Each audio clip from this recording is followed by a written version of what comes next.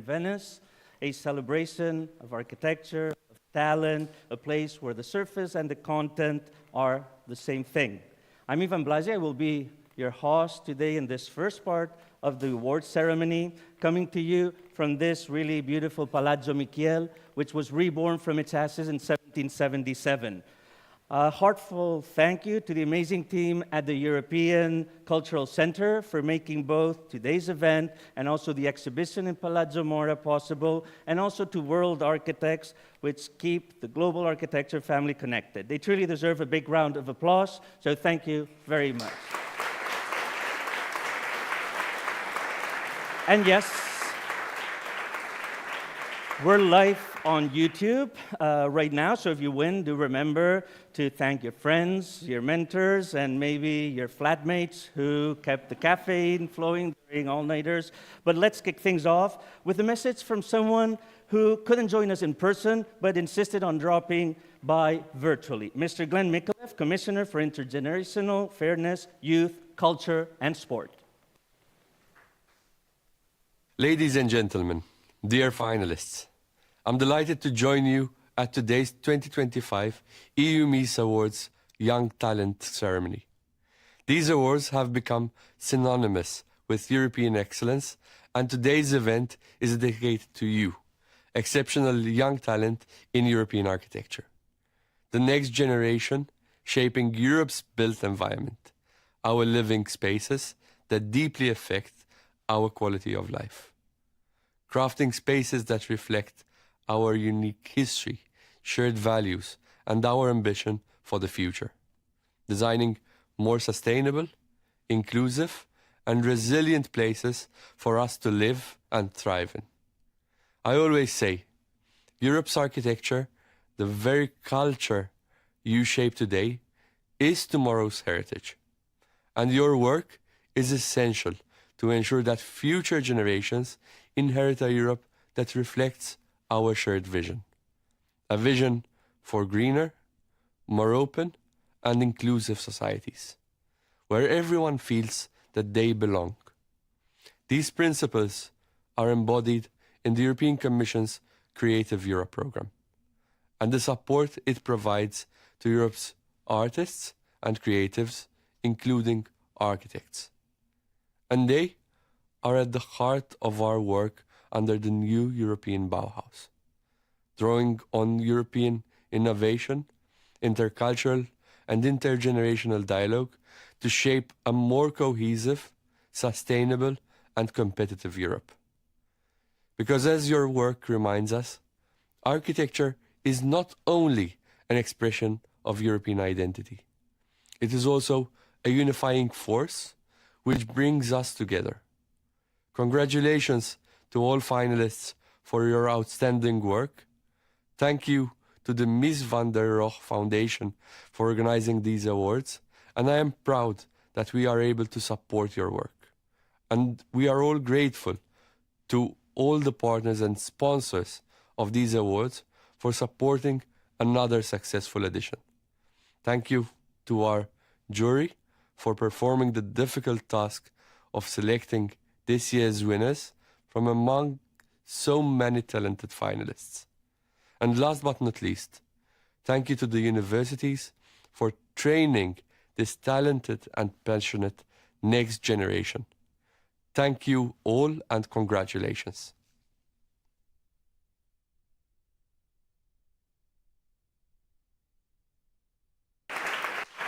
And now, to continue our warm-up, I have the pleasure of introducing Mr. Noormuns Poppens, Deputy Director General for Education, Youth, Sport and Culture of the European Commission, which I really appreciate your support to architecture to the prize. Actually, we were in Gdansk just a week ago, where you were also supporting and advocating for the importance of architectural policies at the EU meeting over there in Gdansk. So please, the floor is yours. Thank you very much.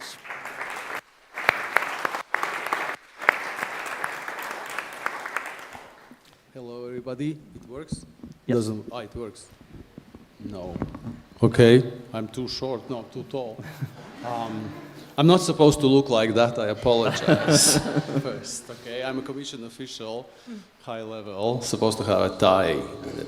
But commissioner was without a tie, so don't take pictures though. They will be all taken away from you at the exit. No, I'm not, I'm joking, but it's true. It's too hot for me to wear a suit, so. And yeah, I mean, the commissioner said it all already. I think you are architects. Most of you here are architects, right? And young architects.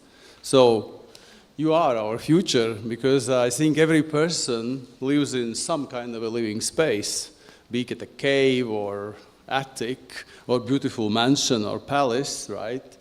But to get there, you need somebody who does it. And here, it's not about construction workers. They can, of course, cook up something.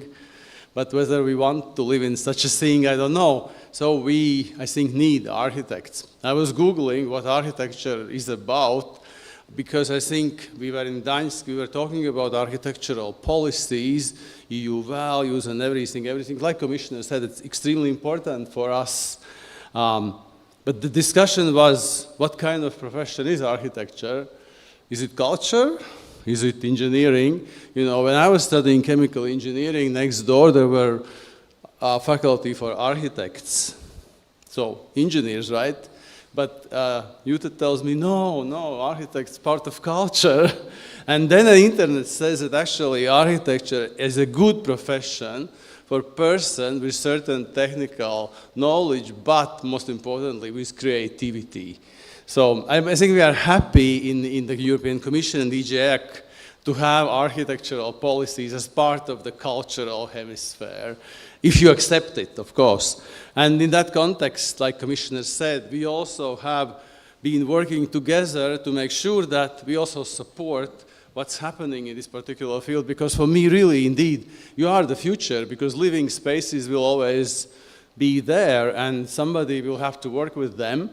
We are human beings, we need beauty, we want to live in beautiful buildings or other types of spaces. Somebody likes to live in a forest. But okay, it's not the point. The point is that you are going to make it happen. But it's not all about beauty. To construct something like this, I don't know, did they have architects at that time? Maybe. You need also knowledge, you need technical knowledge, and preferably you need to be engaged with people who will be living in that space or who want to live in that space or do something else, because it's not just about living, obviously. Architects also produce spaces for industry, for services, for libraries, for everything really. Theaters, museums, this place is magnificent. And Venice is an architectural pearl. Well, we cannot replicate what was done at those times, but we can make sure that what happens next and the way that we live in the future is beautiful, sustainable, and also inclusive. And I think this is the key message from our Bauhaus initiative. When we talk about European values, we always talk very cleverly about that. But I think the point is, let's work together also to make sure that our environment, which we are building, really embraces those three principles. I mean, that's a Bauhaus, basically, new European Bauhaus initiative, but I think it's not just that. I was in Gdańsk, the chief architect shows me, this is a shame, you know, really, the warehouse in the middle of this beautiful street. There must be an architect's name behind it. I hope not one of yours. No, because I mean, I'm joking a lot, but not a lot, a little bit. But it is depending on how the architects will shape the future of our living spaces. And for that, we want to support your efforts. And of course, this is why young architects, because young architects, you will work for many, many years. For me, not much left. So, but for you, you are our future. And this is why we want to support you. And this is why we have this prize, which we are happy to fund from Creative Europe, thanks to the foundation and everybody, thanks to this place. I mean, to our people, of course, who work with it, but to you, that you also participate in our competitions. And we see how deep your talent is and how professional your creations are. I mean, the level of projects this year, again, show that There's huge talent in this field, particularly for young architects, well, for others as well. But okay, and you can do it. You can do it in a way that it doesn't damage the historical beauty or cultural heritage setting. You can do it with materials which support sustainability, which are not necessarily maybe chemically produced. Oh, I'm a chemical engineer, so it's very important also, but it's good to go back to the feeling of nature. The Green Deal is about that. These are our EU initiatives. And this is what we want to support, and this is what the prize as well is about. These concepts which you bring together in your projects, in your creations. We are in critical times, and again and again also discussion at EU level is, but why do we need to support culture? Why? What would be your answer? I mean, well, I have a list of answers. Why? Because it's our DNA, it's values, everything. But I think we are Europeans, we are human beings. Without culture, we become, the guy with a, anyway. I have never said it because it's very politically incorrect. So, but I think it is in our DNA to have culture as part of our lifestyle, as part of us. And I'm happy that architecture is part of that culture, which is part of us, of our lifestyle, our DNA already. Without culture, we are not, for me, Europeans simply. And this is why EU, I think we are working currently also on Compass Culture. This is our flagship framework strategy where for the first time, under the lead of Commissioner Mikhailov, we will try to define and show to everybody that culture is not just nice to have. This is a necessity, and we need to support it at all levels. EU level can do a lot, but there's also national, regional, local, and we will see a lot the link to urban territorial development, which architecture has. Most of your projects take place, all of them take place actually in local territorial settings. There was nobody from space really here. So I think it shows how important it is to create these links. And in Gdańsk, we talked about how we deal with it because the competence lies with member states, with urban authorities. But I think in the Commission and at the EU level, we see what's happening and we have pretty good ideas what needs to be done about improving the architectural policies, helping you to work, because this profession is beautiful, but I think you also need certain support. Also involve universities better when you get the education for architects and all that, and this is what we are trying to do. Also for architecture as part of our cultural hemisphere, so Culture Compass, hopefully we'll give you answer in one paragraph what the EU thinks needs to be supported and what is the priorities for architectural policies. But we intend, of course, to work with member states, with European Parliament, of course, but also with member states in the Council to make sure that common architectural policies are being developed. And it's not about putting one frame on everybody. It's really about cooperation, knowledge sharing, and just making best out of what is possible, but still keeping the high level and high standard of beauty, sustainability, and inclusiveness.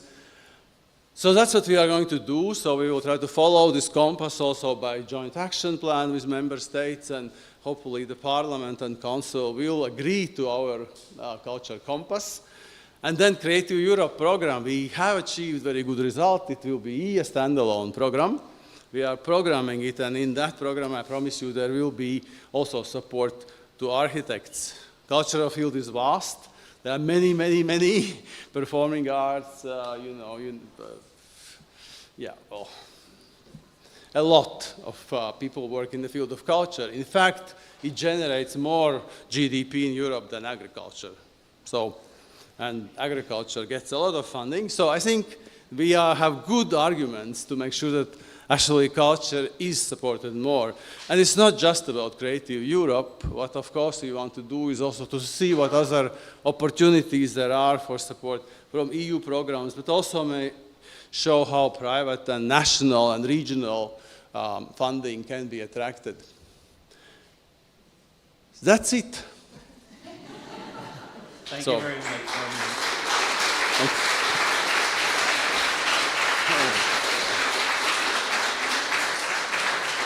Thank you very much for your support and for your passion. And now, please welcome someone who is shaping the architectural future of Europe with both vision and determination, Mrs. Ruth Sageman, President of the Architects' Council of Europe. Thank you.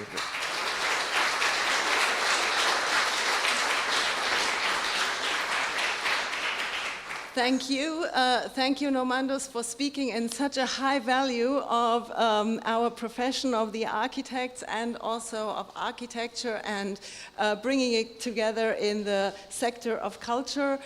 We highly appreciate it, and we highly appreciate what you and your colleague Mikalev and also Jutta, what you are doing for us with your work on European level, really joining everyone together.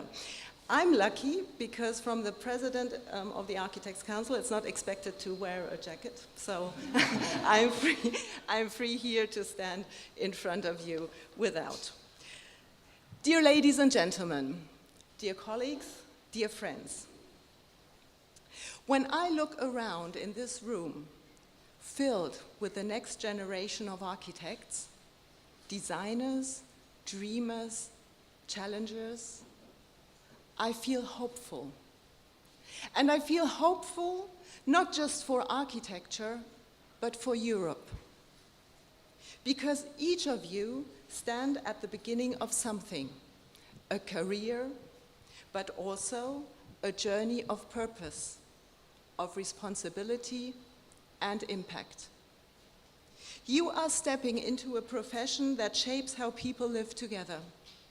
A profession that makes space not just for buildings, but for democracy, community, and care. You are now part of something much larger than a portfolio or a price. You will shape the places we will live in. We meet there, we move, we grow up, and we fall in love.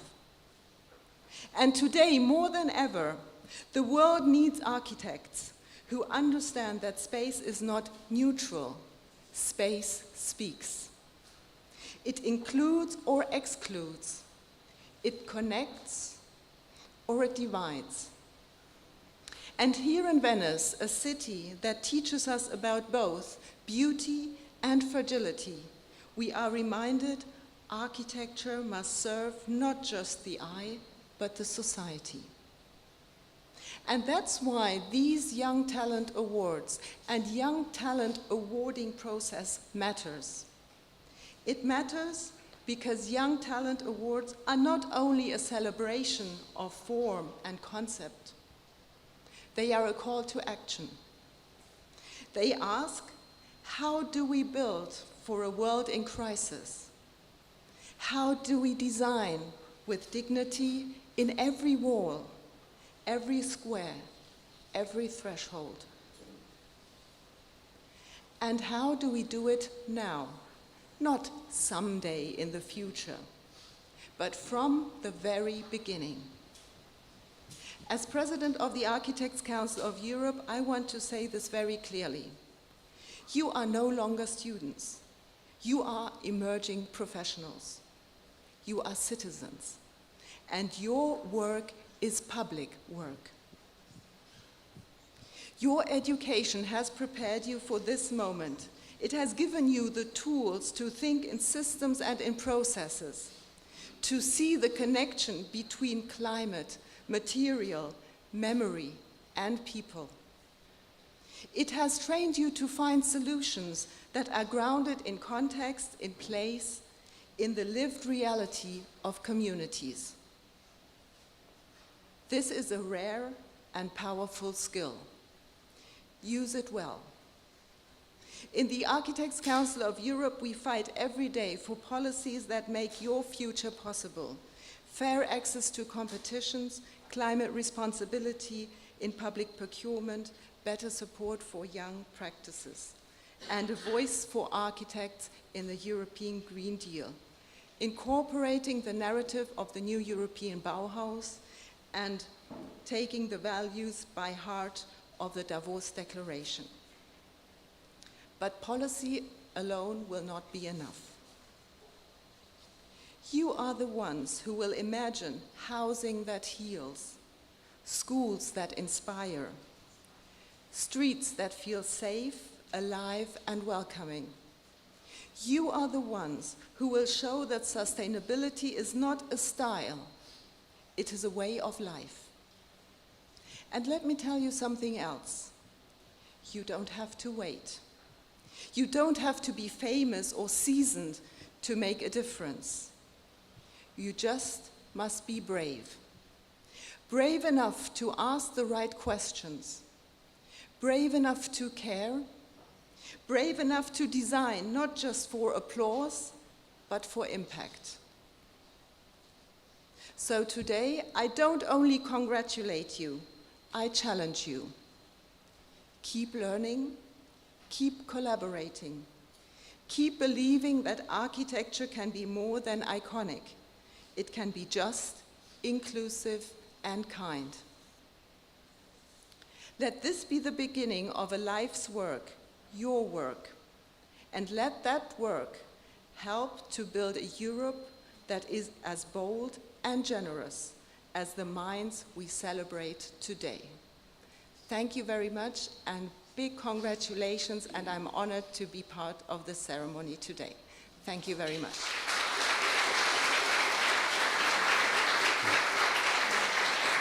Thank you, Ruth, for your inspiring words. And now, please, let us welcome someone who is shaping the future of architectural education in Europe with both leadership and commitment, Mr. Roberto Cavallo, President of the European Association for Architectural Education. Thank you, Roberto. Thank you. Thanks for inviting me.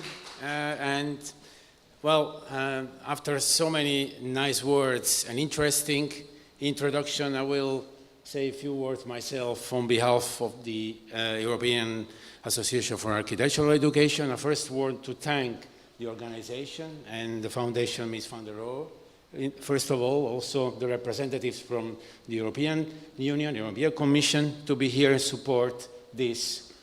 But of course, also the nominees and their relatives, but also people that have been working with them and coming with them over here, and jury members, and all the other presents here at this place today.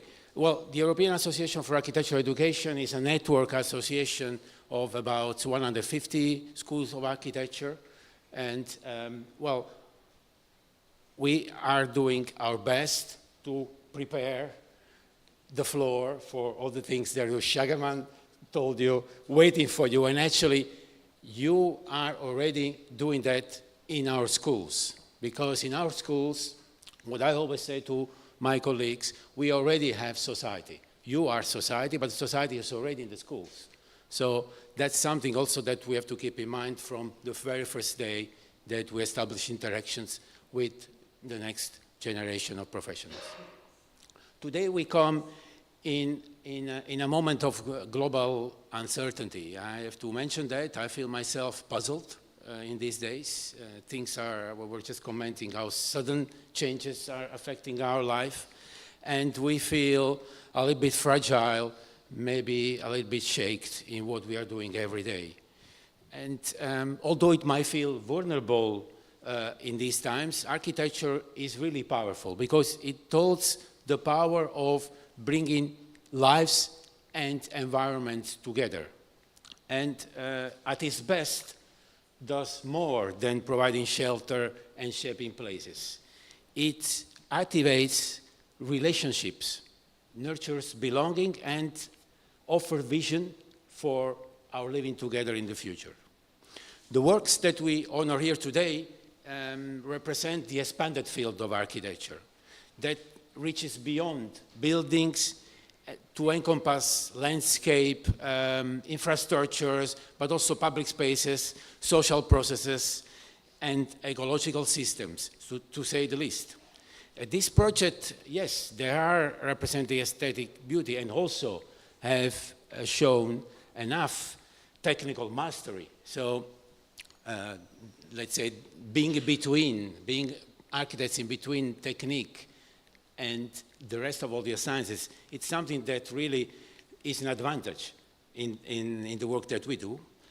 But all these proposals are answers to real, urgent questions that many of you are really attached with. And this represents, let's say, the sense of community, the sense of identity, and also a projection towards the future of our living environment. As European Association for Architectural Education, we see this expanded field reflected in our schools. And across Europe, schools are doing their best to becoming places where students and teachers explore, particularly explore these new futures and explore new roles that are appearing in the new future. So the architect is an overarching figure that we talk about today, but we are there to explore those new roles and bring them to the surface, because those are the roles that you'll be undertaking from tomorrow and in the near future. So education is not only about knowledge transmission, it's about cultivating awareness and engaging in a critical way, questioning, listening, and empowering the younger fellows to become, let's say, more secure in their endeavors, in their adventures. Because those roles I was talking about are uncertain, are not secure. So you will have to undertake your own journey. And the only thing you know that you have to follow, let's say, what you really feel and what you can really make it work in following your beliefs. And so I think for that is a very fundamental, let's say, matter beyond what we see in this room, but certainly supporting what the EUmies Talent Award is actually spreading around. These beliefs in the futures, these beliefs that are, let's say, projecting those new visions for the futures and inspire the next generation of architects. So I really want to thank everybody for offering us this moment here, and a moment of reflection, celebration, but particularly a moment of hope. Thank you very much. Thank you very much, Roberto, as well. And let me now say some words about the Fundació Mies van der Rohe, which is based in Barcelona. It's part of its city council. It was established to reconstruct the Barcelona pavilion back in 1986, but to rebuild it not just as a monument, but as a public platform for architectural dialogue and debate. And since then, the pavilion has become a living place for experimentation, for debate, and connection across different disciplines. With this spirit, the Fundació Mies van der Rohe organizes the European Union Prize for Contemporary Architecture, Mies van der Rohe Awards, supported by Creative Europe. Since its creation in 1988 with the first edition as a European public initiative, the awards have highlighted excellence and innovation in architecture as a form of public policy, one that shapes our everyday environments. It drives social interaction, and it addresses societal challenges. The awards are not just about celebrating buildings, but they are a tool to promote architectural quality as a necessity, not a luxury, advancing projects rooted in sustainability and inclusion and cultural relevance. Since our last gathering in Barcelona, the EUmies Awards exhibitions, debates, conversations, and sharing have traveled across cities including Madrid, Vienna, Zagreb, Buenos Aires, Brussels, Prague, Wrocław, Timisoara, Brasilia, Gdansk, Venice now, with more to come in Osaka and Cordoba. And right now we're opening another exhibition in Barcelona with our colleagues over there, at the Architecture School of Barcelona, the Young Talent 2025 exhibition, because that school, it's celebrating its 150th anniversary exactly today. So why all this ongoing activity? Because we aim to be a living laboratory, a place to rethink architecture's role in shaping more sustainable, inclusive, and beautiful futures. But we also champion social justice and inclusivity, the reuse of existing buildings, the integration of economic and policy tools, measurable goals, and deep collaboration with the communities on the ground. The EUmies Awards stand as Europe's most prestigious architectural prize, and they embody values of excellence, independence, rigor, dissemination, relevance, legacy, and care. And they are a continuous cycle, because the climate emergency leaves us no time to spare. We have to act through architecture, through whatever means, right now. Today, we celebrate the young talent category, more than just a platform, a launch pad, a space for emerging voices who may one day transform the very building where we are standing into, for example, new affordable housing for local communities, who knows? And you are the architects of the tomorrow, educators, researchers, policymakers, urban activists, sustainability leaders, maybe problem solvers. So let's have a look at all the finalists.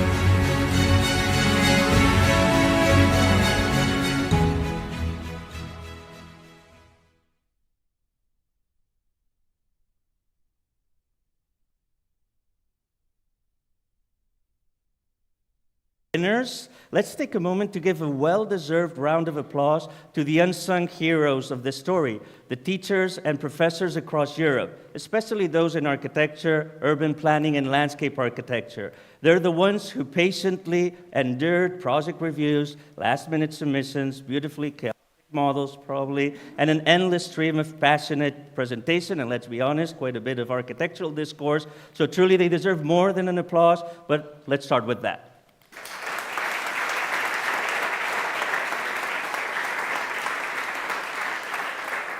And now, the moment we've all been waiting for as well, Mr. Poppins, would you do us the honor of announcing the first winner of the EUmies Awards Young Talent 2025. You'll also be joined by Diane Slavic and Marian Garcia from Jung, providing the switches, sockets, and architecture talks, which can be both functional and possibly elegant, and also Lina director Mateusz Celik. Please come to the ground. And yeah.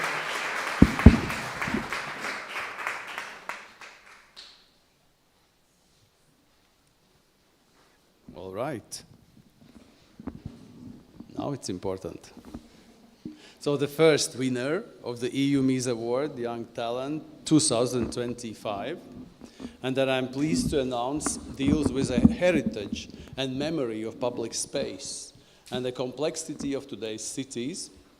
A once clear avenue in the city of Athens had disappeared, and the authors of this project have redefined existing public spaces, proposing ways to bring new life to them for everybody. So, congratulations to Spiridon Loukidis, Marcos Georgios Sakelion, and Georgios Thalassinos from the National...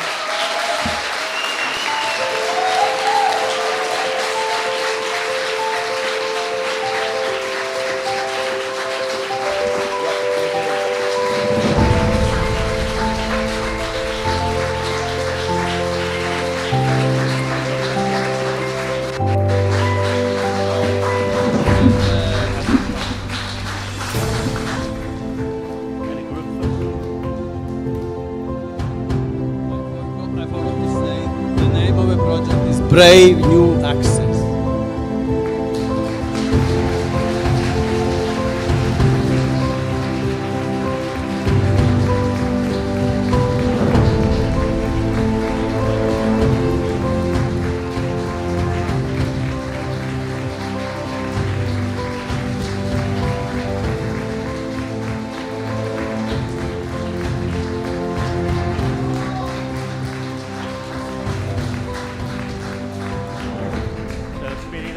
Georgios, would you like to share some words with us, please? And in the meantime, Normans and Mateus, you can sit. We just want to say thank you for everything. It's a great honor being winners and our hard work finally paying off.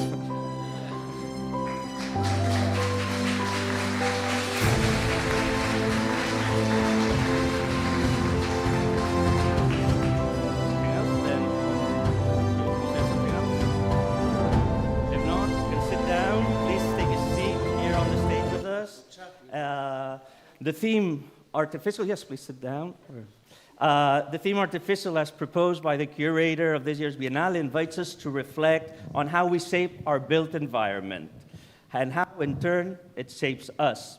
Brave New Access responds powerfully to this idea, proposing a new urban logic where past, present, and future of infrastructures are reassembled through deliberate human-made strategies. Artificial not as opposed to nature, but as a tool for reimagining the collective spaces. Mr. Poppins, would you like to begin the conversation? Some questions?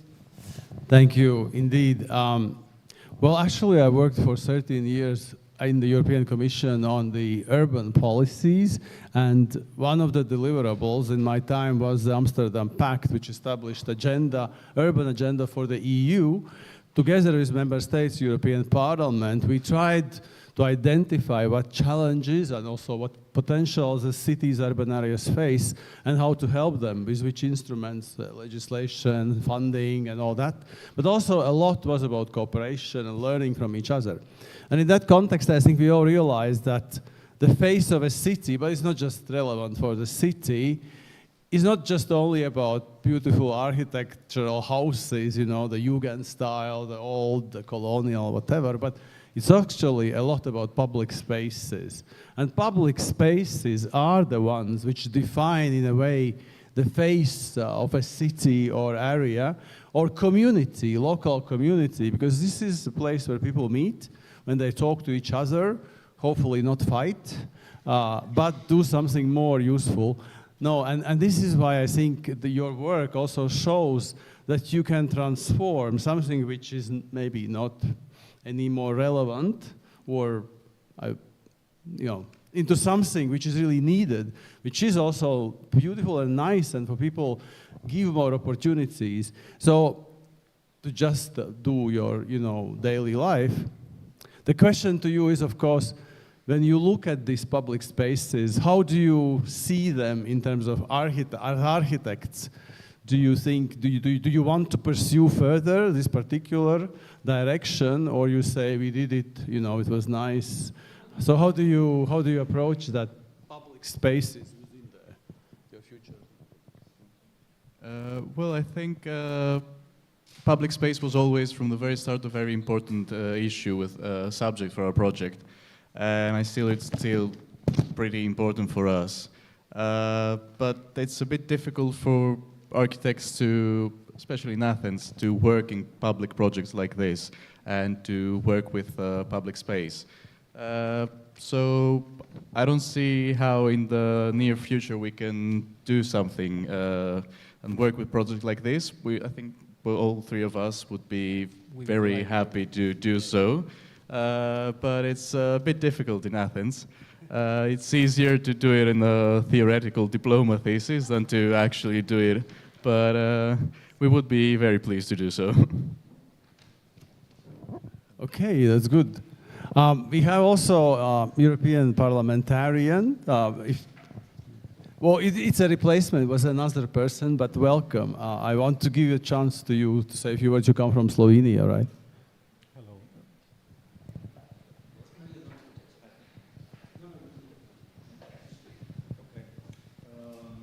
Okay. Athens is a very interesting city, of course. Thank you. And it's a very special city. It's a very special urban context. It's a city with a lot of complexity, with different parts, things that are already finished, things that are parts that are dilapidating, the parts that are where there's an ongoing development. I wanted to ask you what drove you to focus on these particular parts of the city. So, I mean, the other guys just, they lived in Athens all their life. I just went to Athens when I started, when I went to go to study. And it was an area that we were like a lot around, like not just as students, but also as people who were trying to live everyday life in Athens. It's a very complex area. There is like the plan for the center of Athens, like this straight triangle with the axis in the middle, which divides everything. So it's a complex area because you have the east and the west sides with a lot of inequalities from the one to another. So this was the first thing that observed, and we tried to give a chance to this linear zone right in the center to try to do something for this area. Yeah. And it's a classical axis. And what was this project for you? More like adding the different public spaces to enrich the space, or to connect the fragmented areas, or both? So at first, this area is like it was designed as a classical axis, with all the character that neoclassical authority had to do with that, and but it was never executed as the original plan. So the very interesting thing is that today you can find some urban voids into this linear zone, which are not connected at all, and we find very interesting if we could make some paths, and we could find an idea to connect everything in order to find unity between the east and the west sides of Athens. But now I'm still very curious about your first answer, because now you explained why and why you chose, but still, what is so difficult in Athens? So the question really is, what should we do, us at EU level, national, urban authority? What should be done not to make it difficult, to support your ideas? I mean, that's...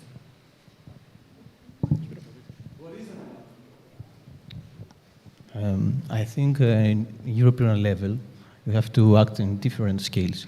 From first across the cities scale, after in communities and neighborhoods. And I think the most important thing is to reach a collectivity and open dialogue between the citizens and the politics. I think that is the most important part of that. About Athens. Athens has a really high tendency and contrast between the neighborhoods. So the approach for this intervention has to adapt in all these special characteristics. Thank you. No, it's true. We know from talking to cities that actually the Bauhaus concept, you know what is the most difficult part? It's the inclusive part, because our urban authorities don't really know how to talk to their people living there. Some do, and we are trying to also foster. I think we cannot impose on cities because Commission isn't far from authority to do that, but we can foster the knowledge sharing, showing one city does it like this, consider. I think that the urban networks we have supported, and a lot is about just showing, leading by example.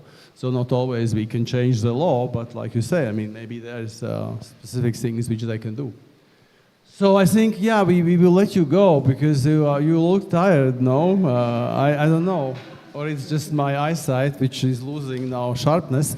But thank you so much. Thank you. Wonderful work.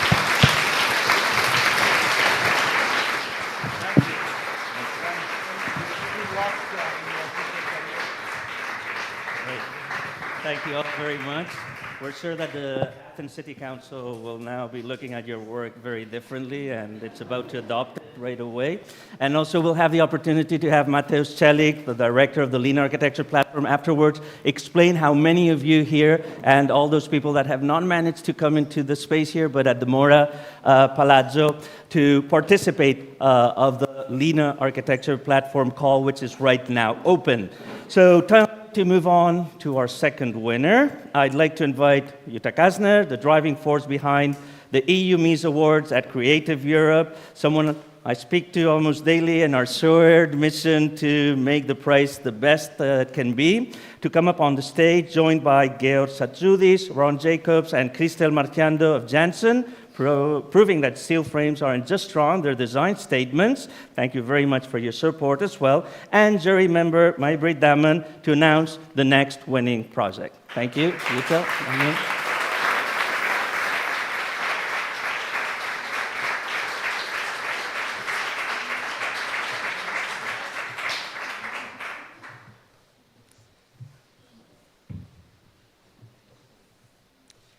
So the second winner, and actually there is no real order, you are all equal winners, but we had to make it in a way sequent. So the second winner of the EUmies Awards Young Talent 2025 that I'm delighted to announce presents a compelling architectural response to the growing challenges of forest fires. It demonstrates a strong conceptual foundation by framing architecture as a mediator between disciplines and as a catalyst for collective awareness and action. Rather than offering a purely technical solution, the project adopts a holistic, multidisciplinary perspective, integrating knowledge from forestry, science, and community engagement. Its reinterpretation of the Plant Wildfire Management Center in Brandenburg, Germany, introduces hybrid infrastructures that blend public and operational functions, encouraging interaction and visibility across scales.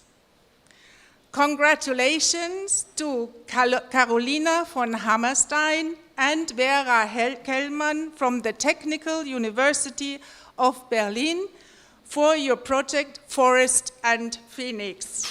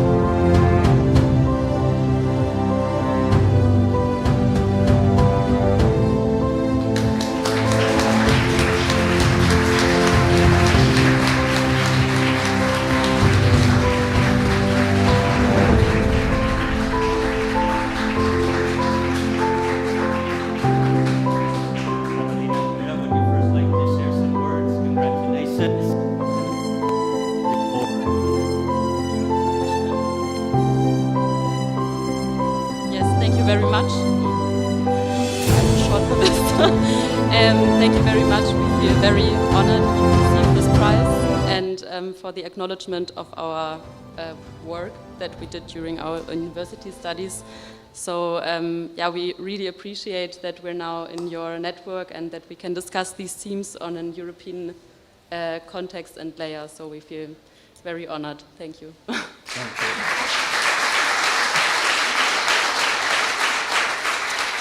And we really wanted to thank also our teachers, because I think our project was really driven from like an open process and experimenting, and we really wanted to thank our teachers to give us this freedom to experiment and maybe also do mistakes, but then learn from it, and to develop this project so openly and freely as we wanted to. So that was really nice. Thank you.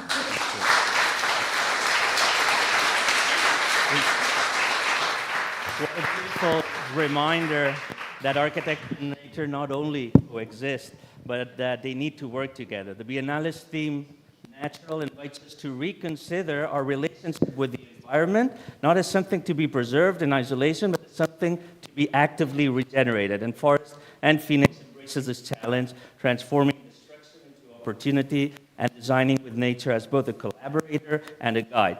Jutta, Maj-Britt, welcome. Yeah. Yeah. First, again, congratulations. Carolina and Vera, your project has a very multidisciplinary approach. Could you share how you have collaborated? And we heard it today, how important it is to bring different disciplines together.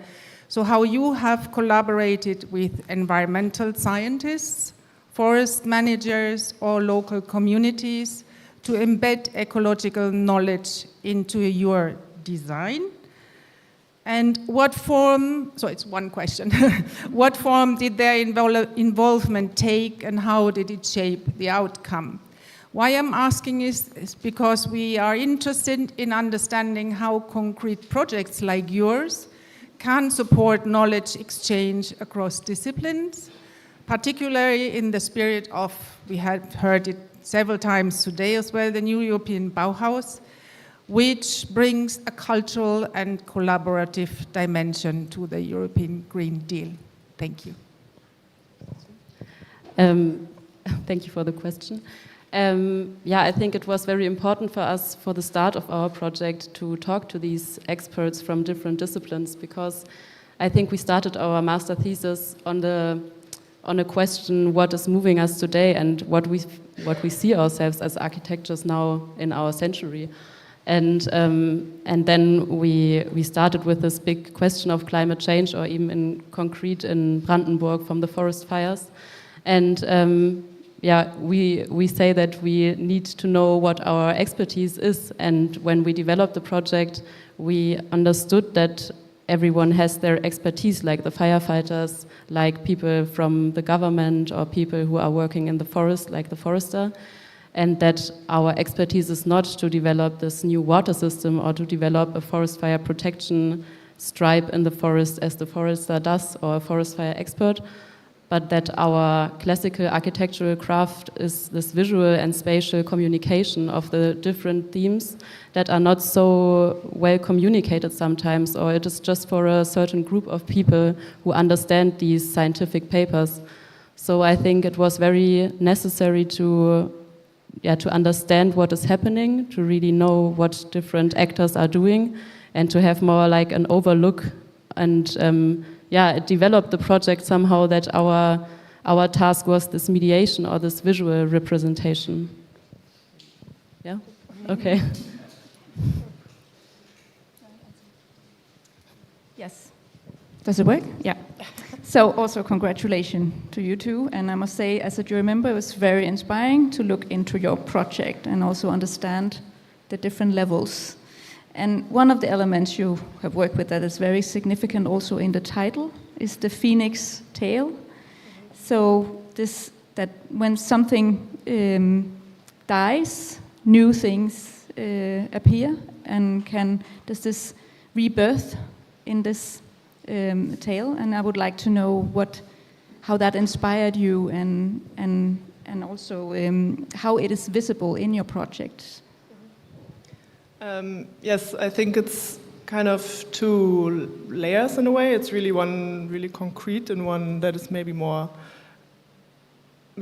over it all. So because we started with this topic of forest fires and with the climate crisis, in fact, that we really wanted to kind of change maybe the connotation with it, to change it to something positive in a way that, because you always hear these news, it's like you feel a little bit helpless what you actually can do or what's happening. And we wanted to change it to a positive experience in a sense that you feel maybe empowered to engage and maybe have a connection or something, a point where you can go to and act and have a positive experience in engaging in a way. So this is maybe one part of it, and then the other part that is really essential to our architecture was because the forest fires are destroying something, but then also we wanted to take the fire itself to actually use the wood that is now not really in a value chain that is left after the forest fires, and use the fire itself to kind of refinish it and make it stronger and make it resilient. So also changing maybe the narrative of the fire. So we also didn't call it Forest and Fire, but Forest and Phoenix, to really give it this positive connotation and to have a positive outlook maybe on it. Is it me again? Yeah. Another thing that is very significant in your project is this dualism, sort of this different side meets and something new comes out of it. It's both the natural rhythm of the forest meets the users, the public, and the human, you can say, the human impact, and how that balance is sort of coped with in the project. There's also the other dualism, is that it has this, it's very pragmatic in some way, it's very functional, it serves a purpose, the structures you have designed. It's almost a tool or an instrument for its scientists and its specialists. And at the same time, it's a very poetic, very sensible project. And I would like to know how do you see, what do you wish for that the users of this project should carry with them when visiting this or using this complex? I think it's a learning process for us as well, this dualism that exists in the forest, because we made a lot of field trips, I would call it, to the forest to really understand the space we're acting with. And I think there is a big difference in the way we perceive a forest, or we have an idea of a forest, especially as Germans maybe as well. It is full of these fairy tales and poems and what we maybe want the forest to be, as this more like romantic space. And then you have this high contrast of the forest, what it really is maybe, or what the forester sees in the forest, like a space of production, of an economic space, and it is shared with gas pipes, or it is full with science of metal for the forestry work. So it is always this dualism of a side of an infrastructure, and this more like spaces you want to see, like high rises for the hunters or little benches out of wood. And I think, like on architectural scale, it was important to us to get these both worlds together, like from this infrastructural perception of this Forest Fire Competence Center, what really is like this technical approach and things that are very much needed for workshops that they are doing, and this more like aesthetic layer of that, what people want to find in the forest, because no one, or we think, no one will go there to see like a classical building that's in the city. And I think it's very important to take care of things. And I think if you have these attachments that are very natural to the habitat they are standing in, people are attached by it or taking care of it and getting involved. So.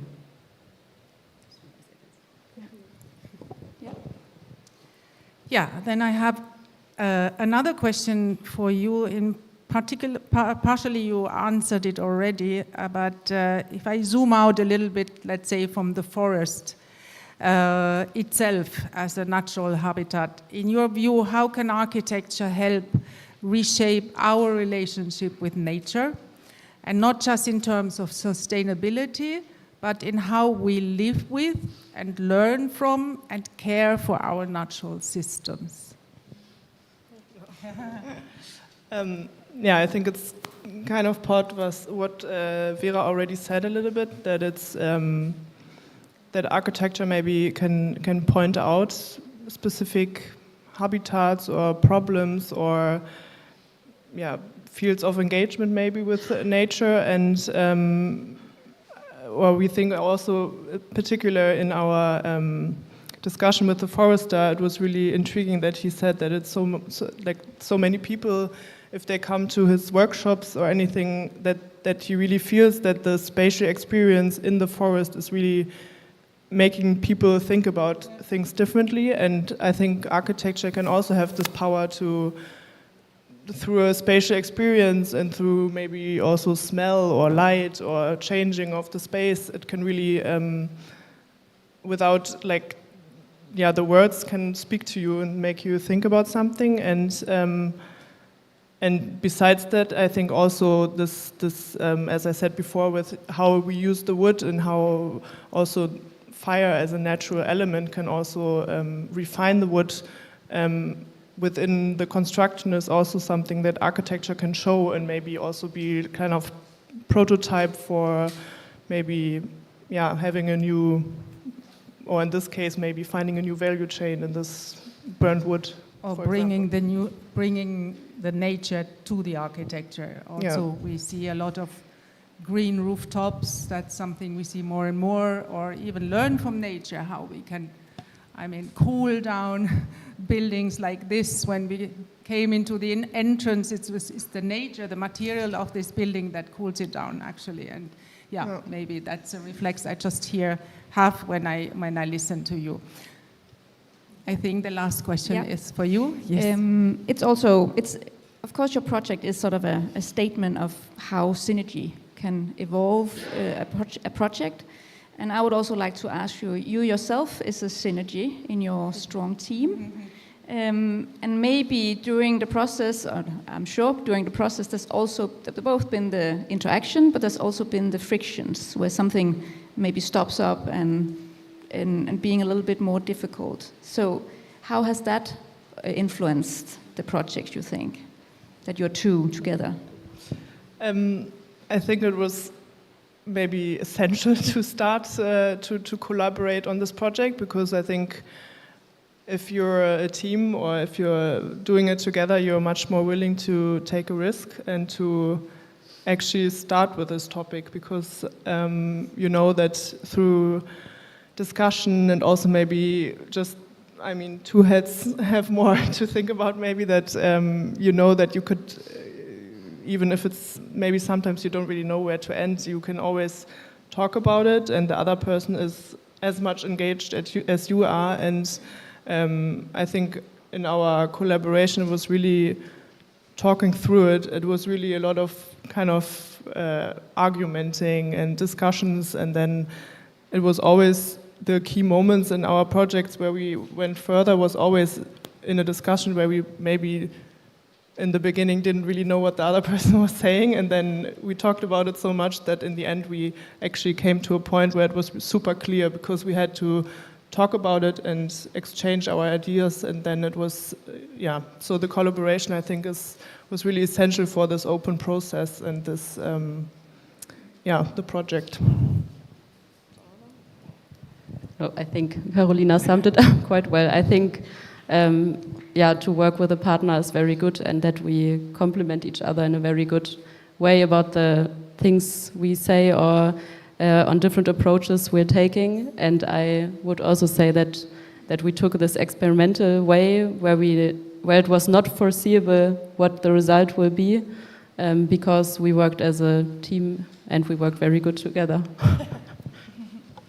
Yeah, complementarity, that's something we can take away from this discussion, what we should promote a bit further in the things we do, in the policies we do, in the actions we do. Thank you very much, really, for this conversation.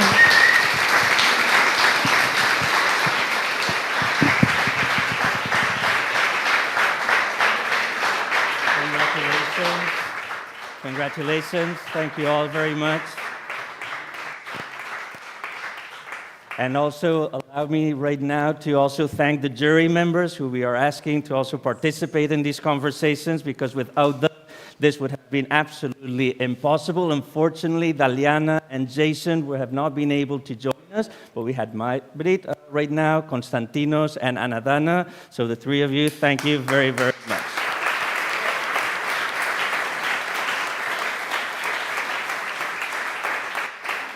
And now I will ask Roberto Cavallo to return to the stage together with Isabel Zumtobel and Dario Betiol from Zumtobel, because lighting is everything and we all need good mood lighting. But also jury member Anadana Peros to announce our third winner. Yes, to me the honor to open this precious envelope. Yes, precious envelope, I was saying. The third winner of the EUmies Awards Young Talent 2025 that I'm pleased to announce. It is a highly delicate and evocative project that, through its multidisciplinary format, has the capacity to raise awareness and propose architectural practices of transformation and reuse as alternatives to demolition. The project is a plea against demolition as a contemporary practice applied to conventional buildings that are in perfect conditions. The project deals with and works on the real case of a hotel in German city of Halle, unused in its last years, but carefully maintained.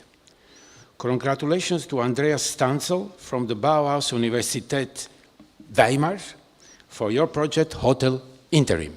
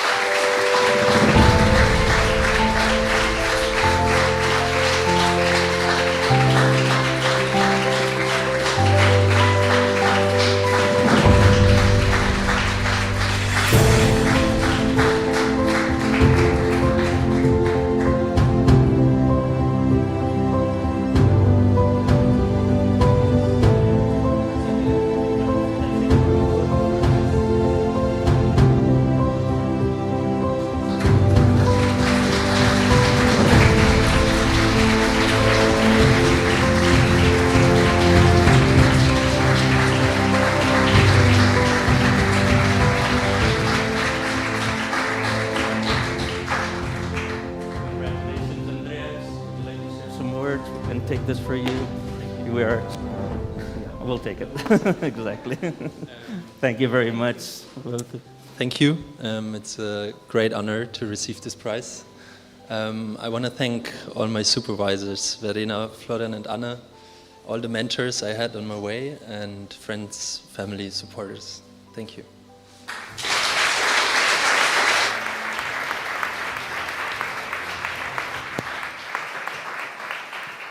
So thank you very much. Wonderful transition into our new next conversation, which is on collective. This theme invites us to rethink how architecture can serve shared needs and temporary communities. Hotel Interim rises to that call, offering not just a space to stay, but a special response to displacement designed with empathy, adaptability, and the sense of shared humanity. Roberto, Anadana, the floor is yours. I will start with a question because I was really fascinated by the project. I was fascinated by the project itself and the building and the setting of the building, the context of the building. It's really fascinating context. Myself, I've been working for years, still working on locations in the vicinity of infrastructures, railway infrastructures, motorways, all these kind of places, very precious, important places in our cities, places of transformations, but also, in a way, places of oblivion, places where things are getting lost, where things are getting dismissed, where things are getting forgotten.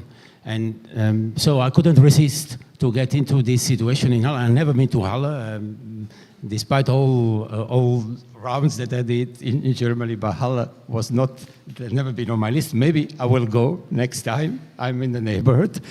but I couldn't resist to look at this setting, the context, and I couldn't resist to look what happens there with this kind of transformed entrance to the railway station, but also this huge, let's say, connectivity nodes, let's call it like that, where all kind of traffic flies over each other, where there is a building underneath, a urban motorway, and where the building you'll be working on is just right next to it. In a way, it's just few meters away. So I was wondering in which way this situation, this setting, this intricacy of the infrastructure has been playing a role in perhaps in the fascination phase of your project, or things that you've been thinking about, and if definitely it's something that that you considered also in the following phases of your project, if you did it at all, actually.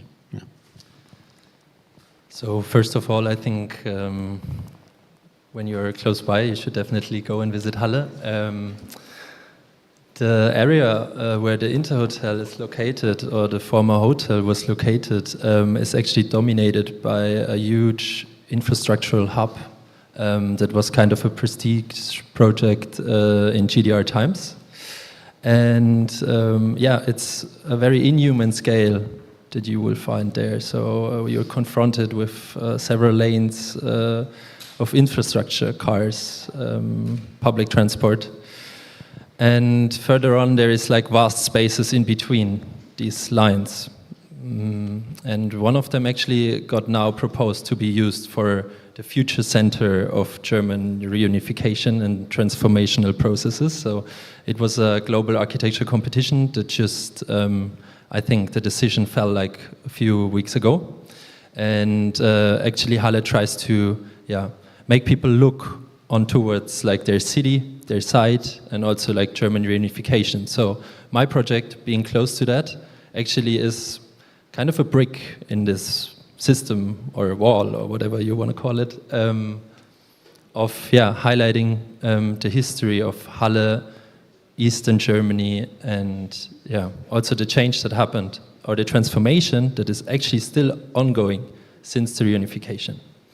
And second of all, I think architects sometimes tend to get intrigued by these vast spaces or inhuman spaces, like non-places.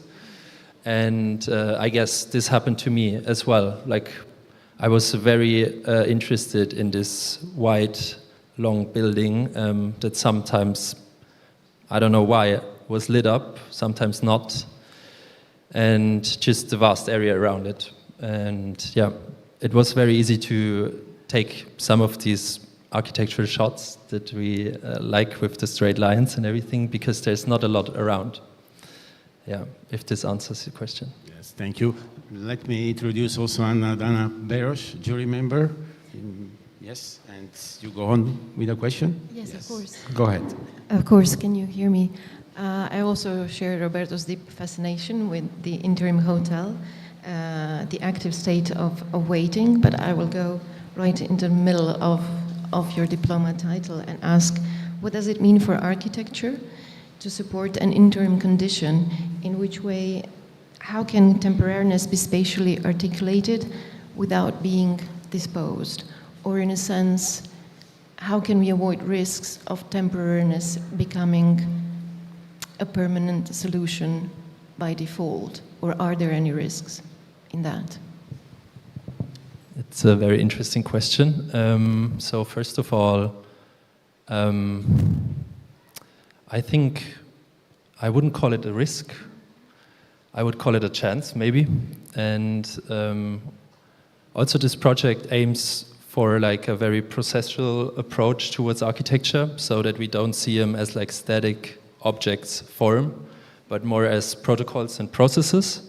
And therefore, temporary interventions can actually lead to something that is unplannable.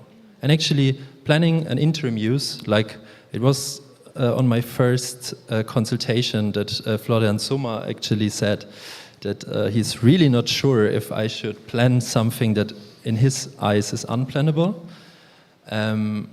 But yeah, I just thought to give it a try and therefore, I think I was also not sure about what this can lead to, and I think there's beautiful stories in our times where interim use or temporary use led to something beautiful. There's also sad stories where it didn't work out, like if we look at the Palazzo der Republik in Berlin, for example, very important buildings had these chances to be used temporary, especially for culture or very idealistic projects, but often it didn't work out the way we wanted it to work out, even though I have to say that, I believe in this idealism, I would say, and in this openness of a process. Thank you.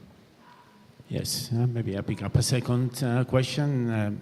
I've been searching into more material. I've seen that you have done quite an impressive research about, let's say, the state of these materials. We are talking about what's the building really about, what is the quantity of the materials, where is located, what is the state of this quantity of materials, all this. So it's really a thorough, let's say, performance/technical driven part of your process that you've been going through. And I was wondering up to which extent that part of the work has been, let's say, crossing your mind when you were thinking about the ways you're showing, representing the building, this shot, these images, where, let's say, all kinds of materials, old, existing, and new, are talking to each other, and where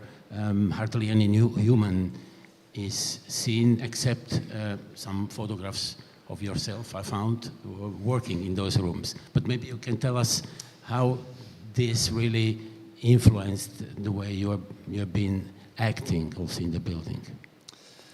I have to be honest, and it was quite challenging. So as we've seen from some shots, it's like a 90s dream. After reunification, the hotel got gutted and stripped, and everything was replaced in like the CI of the former hotel group.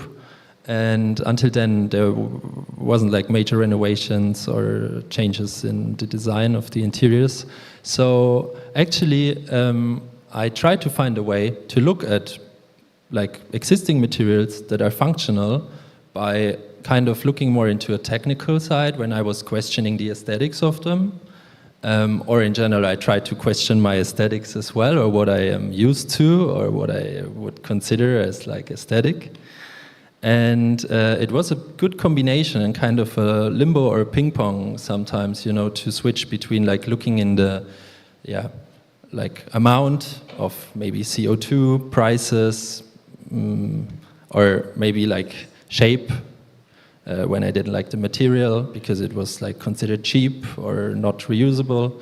And actually it was only possible by being there, being on site, and taking time to turn around things and look at them in depth. And I think this is also like a major challenge of architecture right now, to when we speak about the reuse or recycling of materials, to take up the time and really look at these things in depth, you know, like try to understand where they come from, how they were constructed, what is embedded in them, you know, not just like numbers, but also maybe stories or whatever.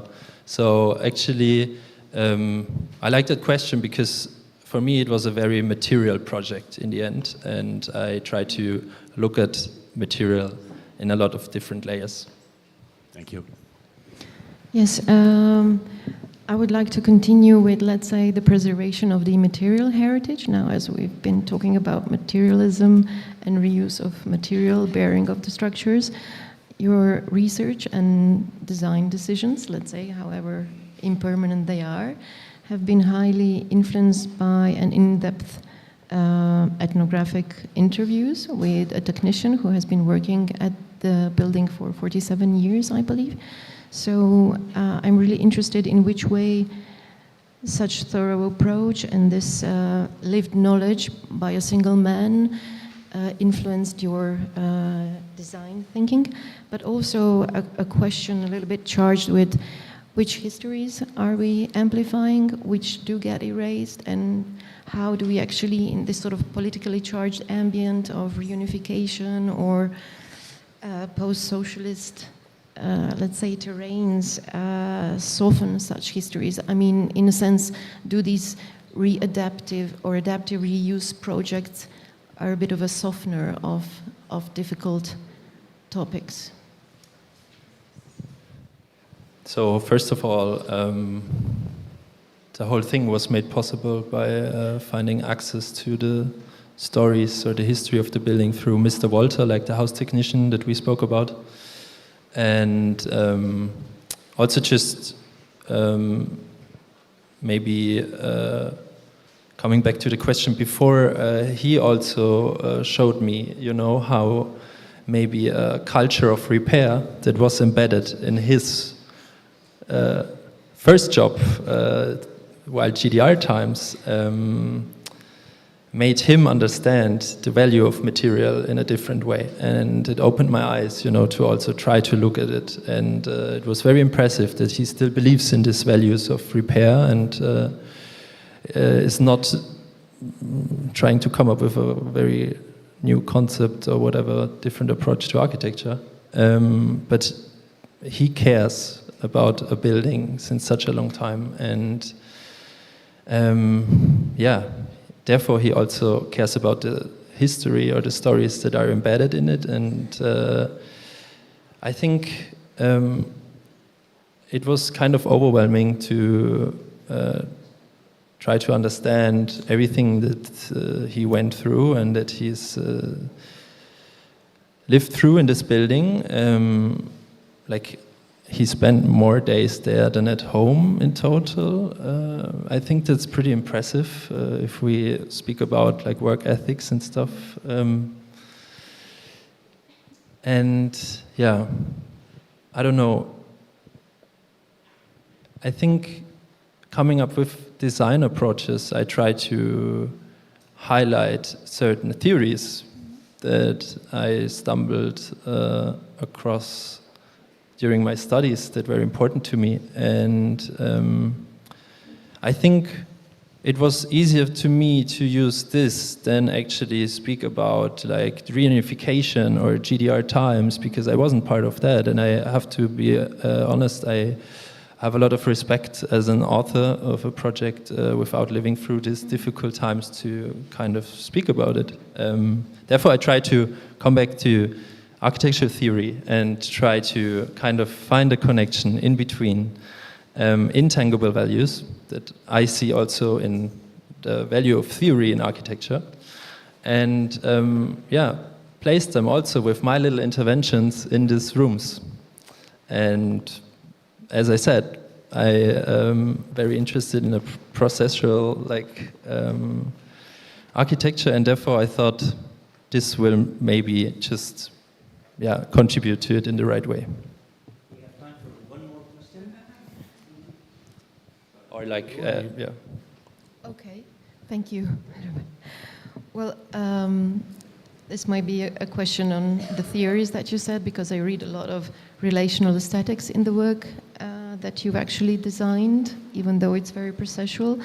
So the question is the hotel Interim just let's call it an open container, or the hotel itself actually choreographs activities? There's a lot of communities involved in it, and maybe just to explain this approach, and something that we briefly mentioned before this conversation, and now you mentioned in the dormitories and the design of the small rooms, about this disappearance of borders in between artistic gesture, architectural gesture, life, in a way, how everything is transformed and reused, even from a single carpet piece that turns into a daily bed. Thank you.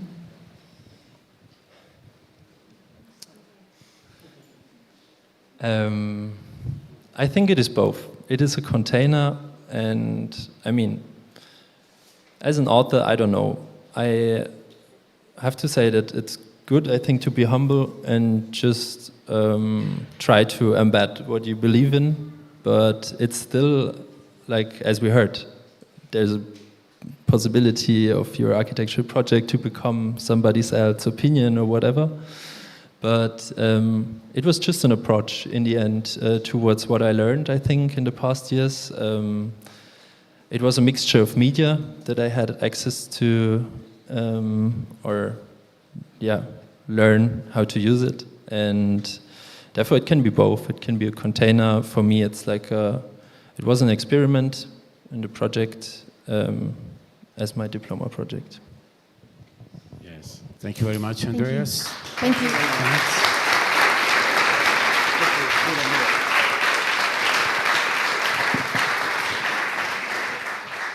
Thank you very much, and congratulations, Andreas. And just before we stretch our legs for a little bit, I want to invite Mateusz Celik to tell us a little bit more about Lean Architecture Platform, because many of you here have the opportunity to apply, to participate, because there's this open call right now.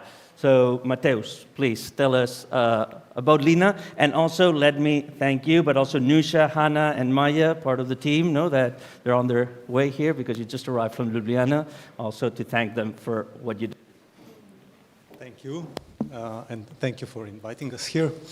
Let's say we are somewhere in between the European Architectural Association for Architectural Education and between ACE.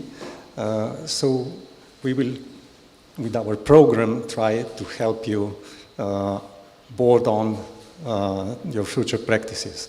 We are a network of 35 institutions from architecture museums, festivals, biennales that create a program around Europe for 10 years now already. And we make an open call that you can apply to. As winners, you are particularly, especially invited to be a part of the program in the next year. You apply with your projects. We meet at Forum in November, this year in Pristina, in Kosovo.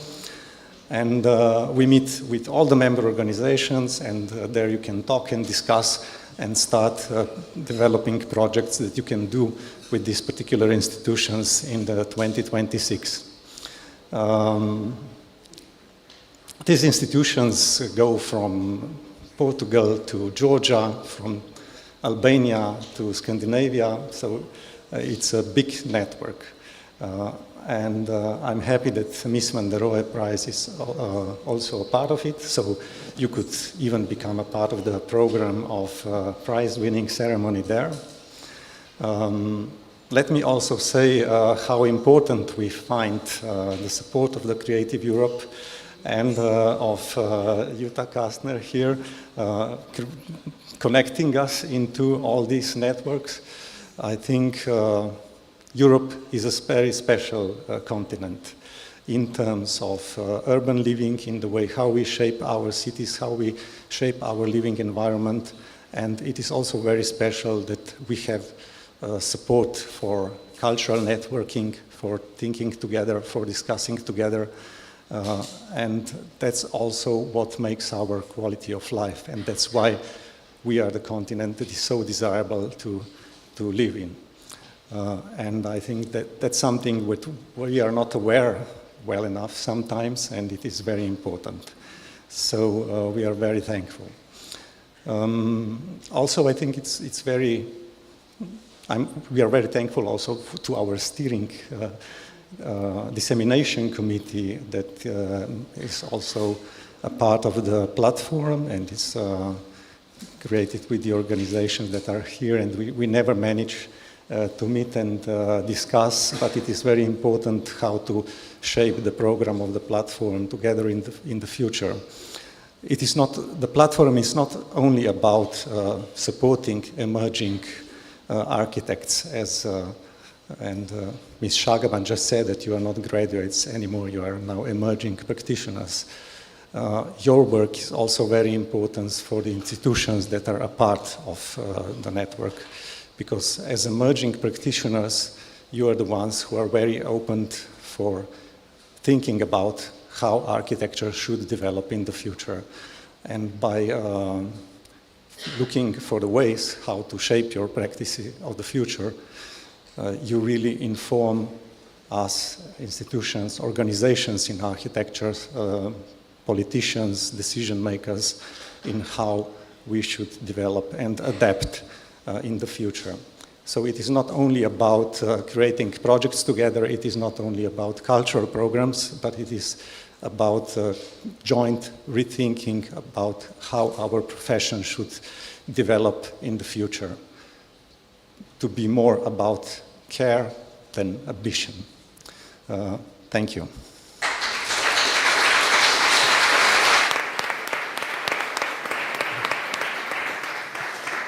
So, Jutta, you wanted to share? Yes. I want to share something. It's completely off script, so apologies for disrupting the program a little bit. But since before we go to the coffee break, this is quasi the first part. I mean, it's going on later, but that is, if I want to say, supported by Creative Europe.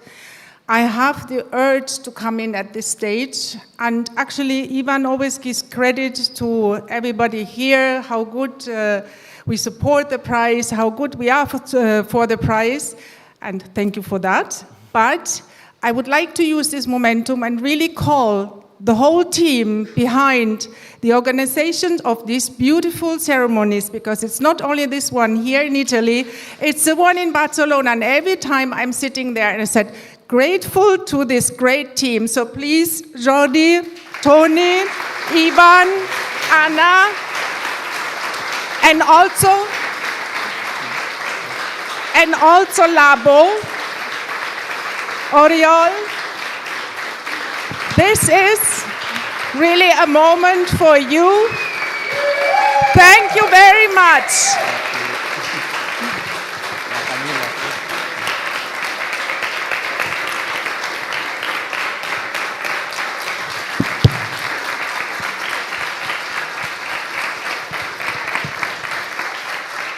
Thank you very much. And this goes live.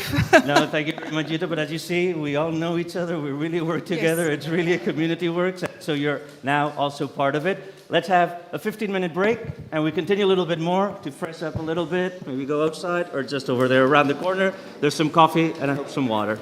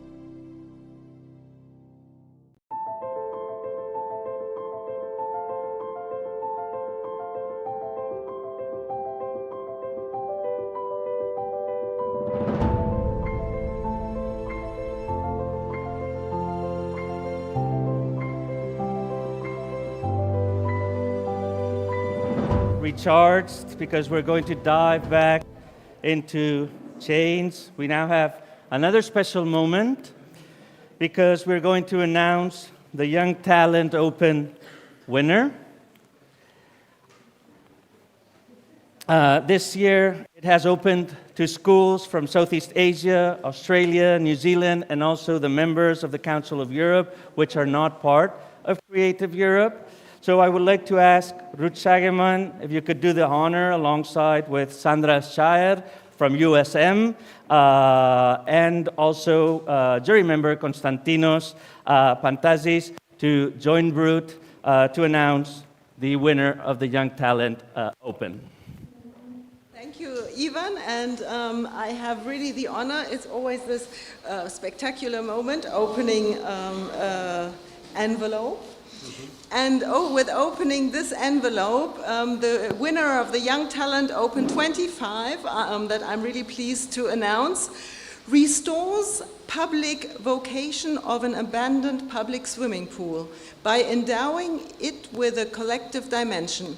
And the proposal goes beyond the original recreational use, yes, swimming, etc., incorporating a productive, cultural, residential, and agricultural program as a new driving force for life in the area.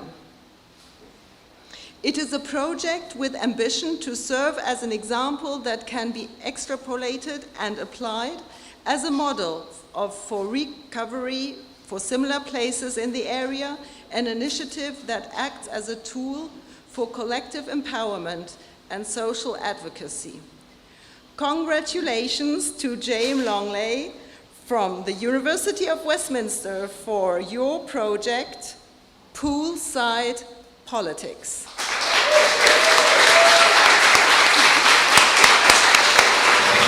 I cannot clap.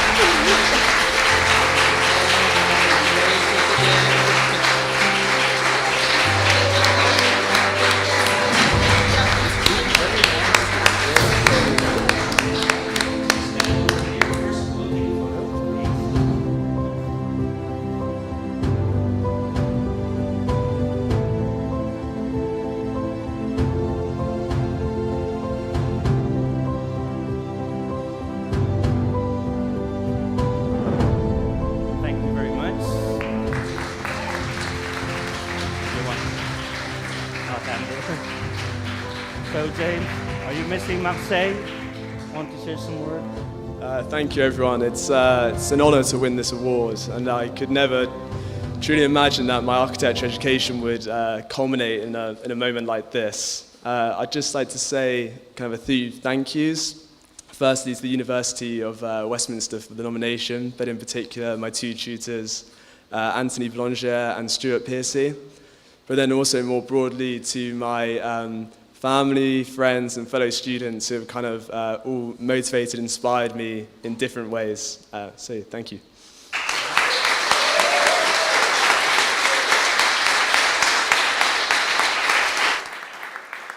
Congratulations, because your project is a real reactivation of a public pool that brings people together. We've been speaking about that, and restores this sense of belonging, socially, spatially, ecologically. So please, Ruth, Konstantinos, do the honors. Yes, please. So, is it working? Yes. I would like to talk a little bit about the whole procedure of repurposing. So often in architecture we see nowadays projects that repurpose, usually it's buildings or materials, but in your case it's more than that. It's also repurposing a whole territory, a part of a city, Marseille, that you discovered that had been abandoned, forgotten, unused, etc. So in this process of repurposing, there's a set of skills that are necessary. It's about observing and being systematic in that, in like looking at the city, scanning the city to find potential locations that one projects alternative futures. It's about also having no prejudice. It's about having an open mind about these locations and how they can be changed, how they can be new. It's about using imagination and being resourceful, so being economical about it. And also it's about accepting, well, informality, but also imperfection, because a project that is repurposing can never really be perfect, or not in the sense that we are traditionally thinking about perfection. So in a way there's a shift of focus for us, for the profession of the architect, because it's not about designing autonomous buildings anymore. It's really about mediating between different actors and imagining transformation. So I wanted to talk to you, or to listen to you talking a little bit about this, about the repurposing, and maybe even the hidden utopia that lies there, because it's about transforming the cities from within. Yeah, I think I've always, through my architecture education, always been drawn to existing buildings, and I think there's two kind of main reasons for that. The first being a kind of necessity.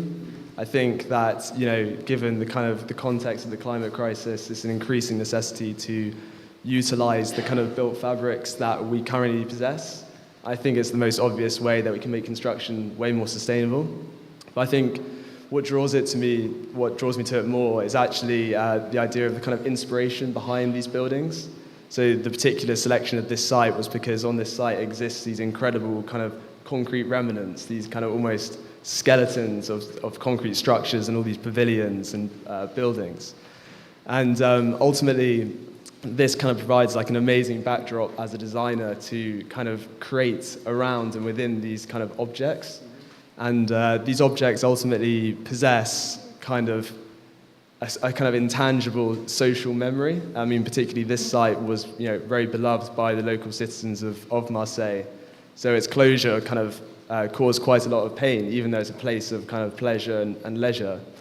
But also the idea of kind of working with existing buildings provides these kind of design challenges and constraints that actually, in a way, are less constraints but more opportunities, and actually often the solutions you create can actually be more creative and more interesting than if you were just to kind of knock them down and rebuild.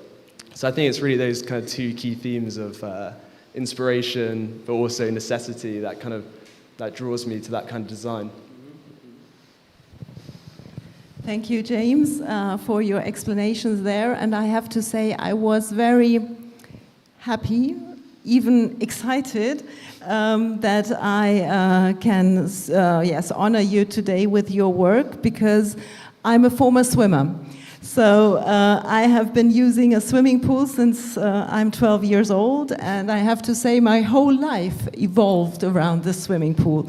My first love, the fight with my best girlfriend, who was the quickest in butterfly, etc. So let's say it really developed memories for me as a person, and I believe there were 100 others, not only in the club but all around it, which had memories with this one swimming pool. And what I'm experiencing at the moment in a lot of communities, these swimming pools are closing. And I believe they are such an important place where people meet, where they develop exactly these memories. And for me, the question to you would be, it's, let's say, two questions. One of all, did you reflect on this during your work? And secondly, because participation is also one important element, and could you tell how collective action around your work evolved? And did they also create stories or memories? Yeah, so actually I discovered the site through an article which spoke about how public swimming pools or access to water in the south of France is becoming a measure of inequality. So actually I kind of found this quite like deep political context to these, as I said, these places of leisure. And actually like the title of the project was kind of playing on that idea of, you think of the poolside, you think of this kind of fun, kind of engaging space, and then you think of politics, which is obviously a lot more serious. And almost the two kind of words contradict each other, but actually they're quite closely intertwined. And ultimately, yeah, the access to water in these places is significant, and as you said, a lot of these kind of places are closing, and it's kind of the collapse of this kind of infrastructure that is causing broader kind of socio-economic and political issues. And I think a key part or a key history of this site was the idea that it was a very popular site, and there's Facebook pages saying reopen Piscine Lumini.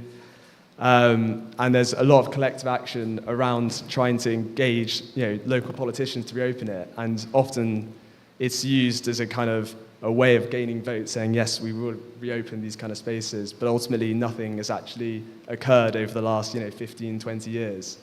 So I think the project, that was the kind of seed of the project, was this idea of a kind of a radical kind of construction-based activism where actually people were they had become restless and ultimately wanted to take action into their own hands. And I think that really kind of defined the program and the brief and the general narrative of the story. That ultimately, the architecture that was in the program, although diverse, is all kind of linked to solving the different kind of issues that these citizens within this collective ultimately have, which is to kind of do with work and housing, but also the provision of this kind of civic amenity, basically. We have time? Yes. So you mentioned also social memory. You talked about this specific case of a pool, an abandoned pool outside Marseille, but you studied in London, you're based in London, I assume. So how about London? Have you noticed similar cases, similar places, similar possibilities for social programs? Have there been any other experiences? Well, I think, as many of you probably know, I think London's one of the most expensive places to live, maybe in the world, and I think that there is no doubt that there is increasing privatization of, we call them leisure centres. That is, as there's now like a paywall to enter these kind of spaces, and there are still public spaces that exist, like kind of Lido's and Hampstead Heath. You've got like the ponds and stuff. So I think people still recognise the importance, but I think ultimately they are becoming increasingly rarer as as time goes by, basically. But I think that really kind of set up the project, was that idea that these spaces hold such significance and importance, and they're so closely tied, or they've almost become symbolic of these kind of broader issues, which are kind of political, economic, and social. And as these spaces kind of deteriorate, I think that kind of the unrest kind of grows from many people. Yes, and if I recall correctly, you also work with materials, local materials. We have been referencing it already throughout the day today. How do you consider the impact? What are your experiences? What kind of research outcomes did you have on this matter? So the idea behind the kind of design process was that each of the buildings, each typology was kind of called a reclaimed assembly. So all the materials utilized some of the existing features on site and repurposed them. And then also they collected materials from a collaborative network of like kind of local, so for example like a stone quarry, and there's like an artist residency where they use a lot of metal and kind of glasswork and stuff. So it's kind of it was almost like taking stock of the materials available, and then from that creating a kind of architectural language and seeing kind of, what components exist. And also another element was salvaging from other kind of abandoned industrial sites, which is why there's kind of lots of rusted corrugated metal and stuff. But I thought that kind of plays into more the idea of the collective. It wouldn't be these kind of polished bits of architecture. They would very much be these kind of assemblies. Just an additional question to that. Did this reverse your approach to design? Because then you look at what already exists to make your design, and not like, I have an idea and I look for the material.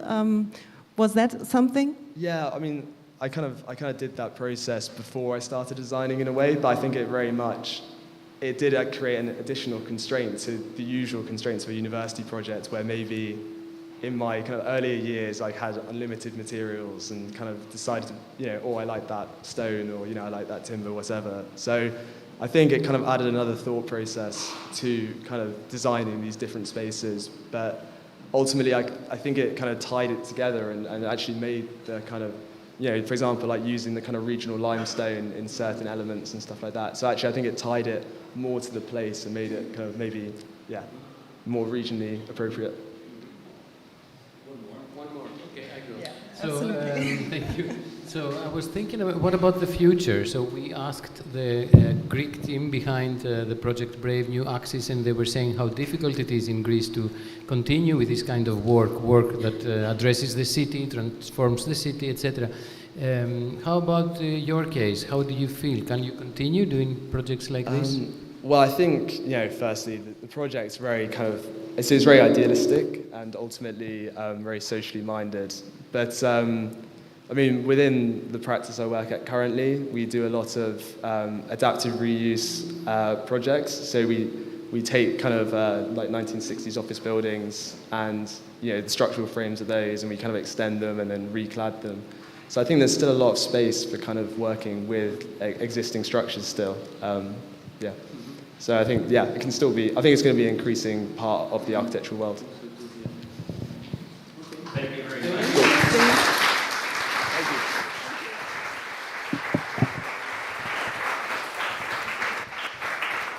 Thank you very much. I think we all need a swimming pool right now. But before the next point, I would like to ask Angelica Monaco also to share some words for another opportunity in a European program. So please.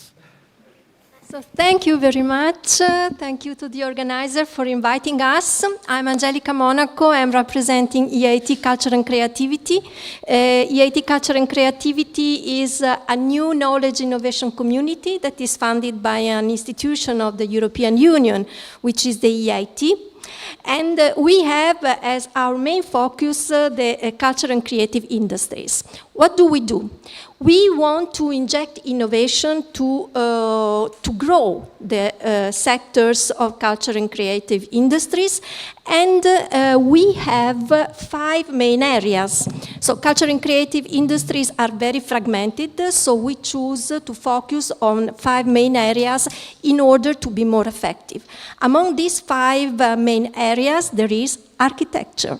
And architecture in the perspective that I saw today, and architecture as a mean to shape our cities and make them more resilient, sustainable, and inclusive. How do we do this? We do this with education programs, innovation programs, and business creation programs. We support innovative projects in these 5 areas, and we are looking for increasing the organization that belong especially to architecture, because we are a little bit weak on that side. But I do not want to take too much time, because I'm going to stay here also for the second part of the award ceremony. And the only thing that I would like to underline and also to attract your attention is that we have a very interesting business creation program, an incubation program that is called Spark. This incubation program is dedicated to architecture. And you can submit your proposal, and the deadline is on the 11th of July. So if you want to have more information, have a look at the website or reach out to me afterwards. Thank you very much.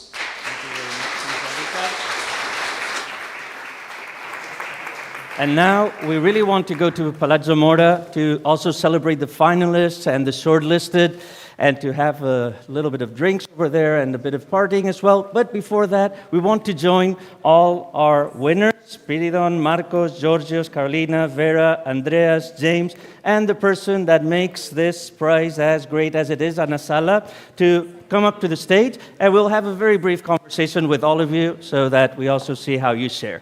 Thank you.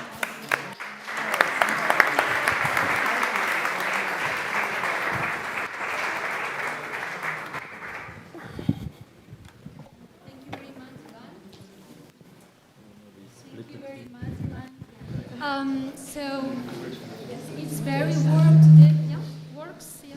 No. Thank you very much, Ivan.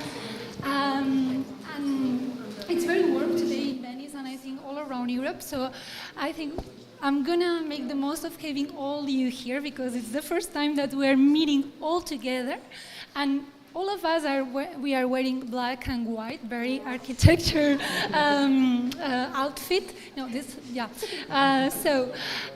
We hear and we listening to you. We listen to you explaining and talking about your projects and how you change all these places, all these perspectives, all these ways of seeing architecture in a way you were trying to change. And I would like to ask you how working on those projects change you, change your perspective on seeing architecture and also on seeing the practice on architecture as young architects. And I'm going to point someone because nobody wants to to start. Maybe Marcos, do you want to start? Yeah. We can share mics. Yeah. Well, I think it did change me quite a lot how I see architecture and how I see the built environment around me as well. We spent so many hours with Spiros and Yorgos on that project, walking around the city and in the studio at the university, at my place, at their places. And when you work on a project for so long, I think you start seeing other issues with previous projects, with future projects, and you start having a different view, I think, of architecture. It's a more complete project than the other ones we had done at school before. And although we didn't go into structural details or we didn't look into every small room and every furniture placement because of the scale of the project, we really wanted to. And in many cases, we tried to finalize the details and think about everything. And I think how it changed me more than other than the friendship and the hardships that a project like this has, it's I have a new viewpoint of architecture, and especially my city in Athens. I've walked through these neighborhoods my whole life, but now I see them with a completely different eye, and I'm thinking of our project as well. And I do that in every other place I visit as well. So I think, yeah. Do you want to add the team? Maybe? Every project that each one of us did is like a lesson for all of us. So I learned something, and I hope also the other part of the team learned something from that project. The one thing that I learned is that the city is not something that one person can design. So that's why it's not a project of one person, it's from 3 persons, who they are very different, with very different opinions, and at the end of the day, we had to try to express ourselves to each other and find a way to make the best we can. So this is the same thing with the city. So the architect is not alone. The people are going to live in it, with it. So it's not the architect who designs like a solo designer. It's also a conversation between the architect, the people, the neighborhood, the building unit. Yeah, that's all. I'm going to agree with George. All this work has to do a lot of collaboration, team working, and that's the most important thing. That after a lot of discuss and observation, you have to produce something new, something creative for the city, for the people, for everyone, the society.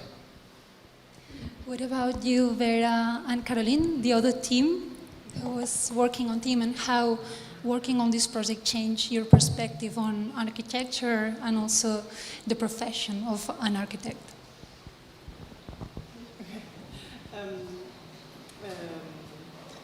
I think, what they already said a little bit, that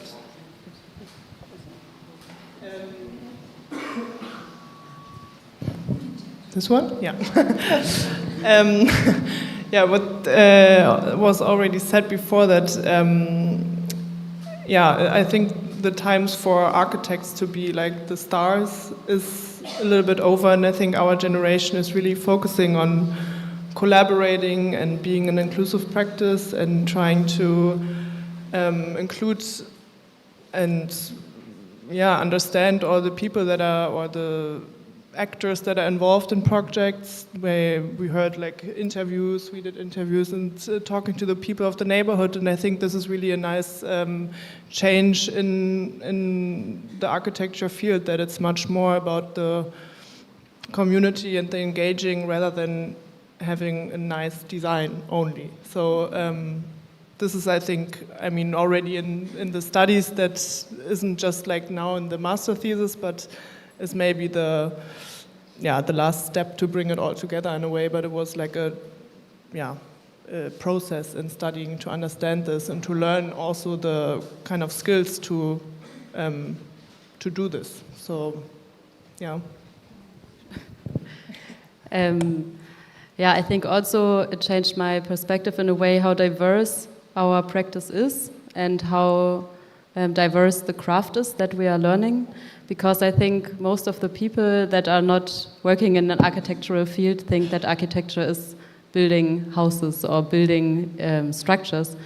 And I think we both learned it, and I guess every one of us, as I saw the projects, that it's also about visibility and mediation through this visibility and spatial practice in a more bigger context, and that also our classical craft, drawings or drawings of plans, can also be drawings of scenes or drawings of other knowledges. And I think, this possibility to make things visible and tangible is, I think, a very important part of architecture.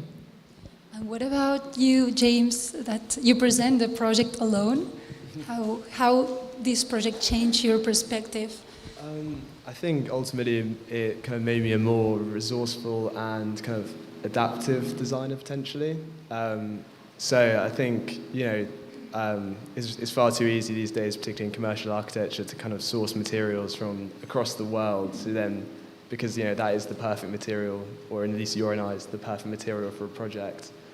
But ultimately I think the idea of being kind of resourceful and taking stock is a term we used before, but like looking at what exists around a site and kind of, or if there's existing architecture, what exists within it, and kind of utilizing those features.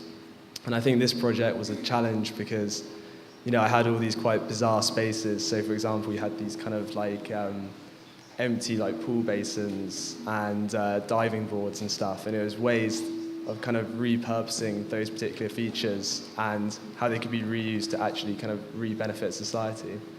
So I think ultimately it's kind of all about that kind of resourceful design and kind of adapting to current scenarios. James, what about you, Andreas?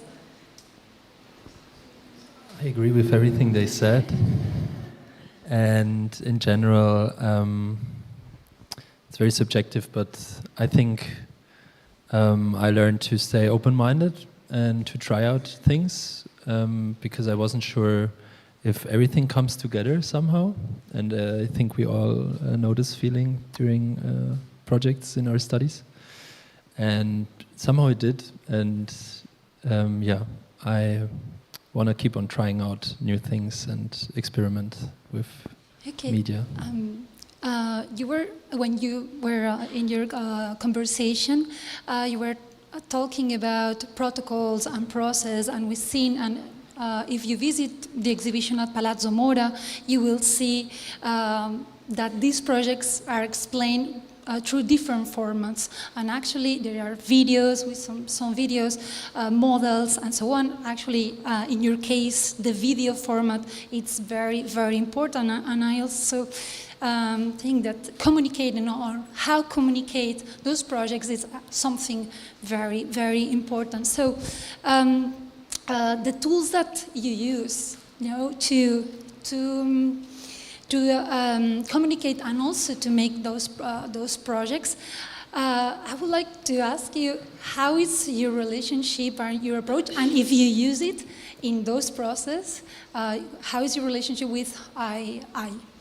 If you use artificial intelligence in some of the cases or not, or just, yeah, I'm very curious because you're a new generation and we will see, because it's the very beginning, we are now about to see what is going on. So if you want to... I think AI is super powerful, and we have to implement it in our processes.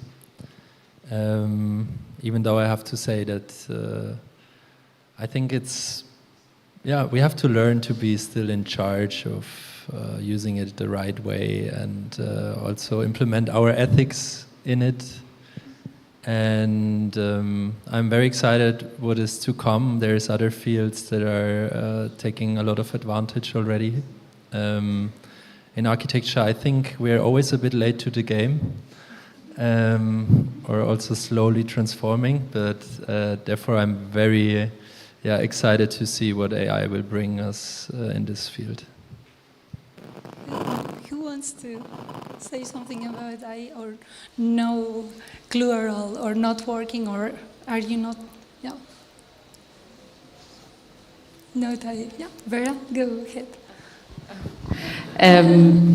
That's loud. I think that AI may be useful to produce an image or to make a rendering, but somehow I think the things that we learned at talking to the people and learn from them is a thing that is a human relationships kind of thing, and in the conversation it's developing somehow. And I sometimes think when we talk about sustainability and a conscious use of resources, I somehow find AI sometimes critical, or the use of AI, because I think people are not conscious about the energy that is needed to produce the AI. So there is a lot of energy going into these computer centers, or it needs a lot of energy. So I think people have to know that if you're just doing an email or you just say thank you to ChatGPT, that it's needing energy to just produce this. And I think if we use it, we have to use it in a conscious way, and to know, okay, I want to make this image, what do I want the AI to produce, and not just producing and producing and producing, because there is a lot of energy, and we have to use it in a sustainable way. Actually, it wastes a lot of water, no? Marcos, do you want to say something? Well, I agree with you in that AI is a very powerful and very useful tool, or at least it can be a very useful tool. And in our field, maybe we are a bit late in catching up with some of the modern things, but I think it's very important to learn how to use it and not rely on it without thinking and without having any knowledge. But because our work involves many fields and not just drawing something, it has all the calculations and all the boring things we also have to do as well. And I think it's very helpful to learn how to use it. And it's not going to take the architect's job. It's a tool like the programs that we use for drawing on our PCs. I think we can use AI in the same manner and be a tool that we can use to achieve our goal. And we just need to be careful and just to know how to use it and learn how to work with it.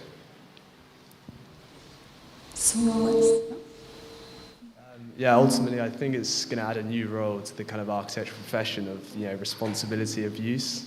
And I think there's so many elements when it comes to designing a building. And currently, as it stands, I mean, AI is constantly progressing, so it's difficult to kind of predict the future. But the current way AI is used quite broadly is quite superficial. And I think, you don't want a kind of architecture that's driven purely by aesthetic. As you said, there's lots of considerations when you're designing a building, which I think, and also a lot of intangible kind of social considerations as well, that I'm not totally convinced that AI can actually consider and necessarily resolve. So I think, but as I said, it's constantly progressing. Within the last year, In my kind of particular unit, all our visuals were kind of these stills, but in this year I kind of came back and looked at their work, and they were all kind of all the kind of people in their visuals were moving around, and it's amazing kind of like, you know, how quickly it can develop and progress. I think, you know, particularly the kind of imagery side of architecture. So I would like to end this conversation and this part looking at the future. We'll see what IA is gonna bring us, but I want to ask, we hear some of you already talk about your future plans, but I would like to ask you, what about now? No? What are your plans? What are you seeing you, not in 10 years, maybe 5 years, but how are you, what are your plans? In architectural life, I mean, professionally. Vera, Carolina, you want to? Oh. Yeah, good question. I think, yeah, as today already a few people said, we are kind of, yeah, just getting started with our career or our practice, and I think it's, well, for me, I think it's really, I'm really open to what will come in a way. I'm really curious what opportunities might come to us, what problems we are facing, and yeah, I think it's important to always maybe also think about this day and remember that you have always the opportunity to be creative, to explore, to be open-minded, and to always, yeah, give yourself this freedom in a way. And then I think at one point or another, some projects or some chance will come to you, and you can, yeah, work for this and,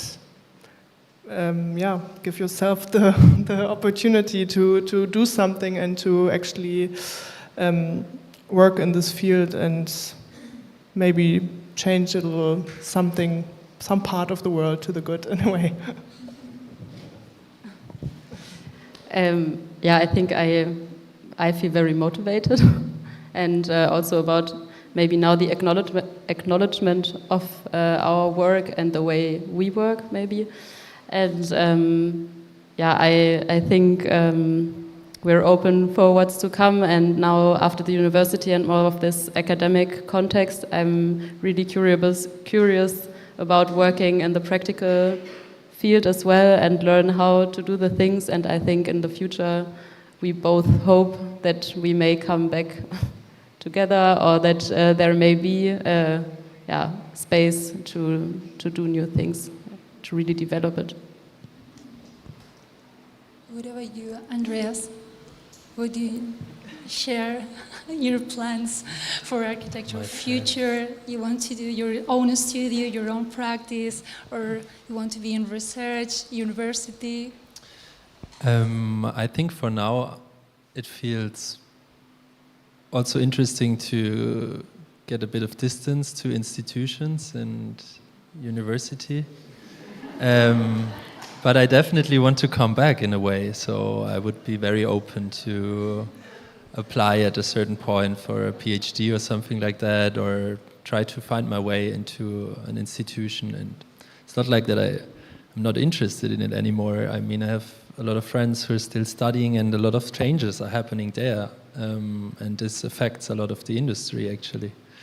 So yeah, it would be interesting to have a possibility to go back to an institution. Super.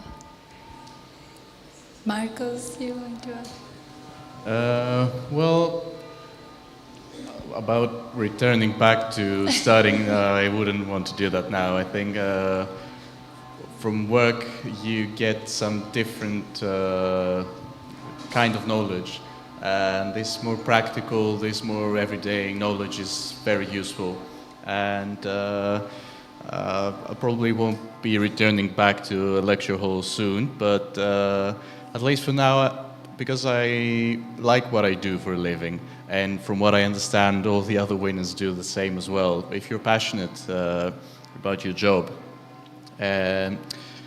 I really like what I'm doing. So it's I don't have any concrete plans for the future.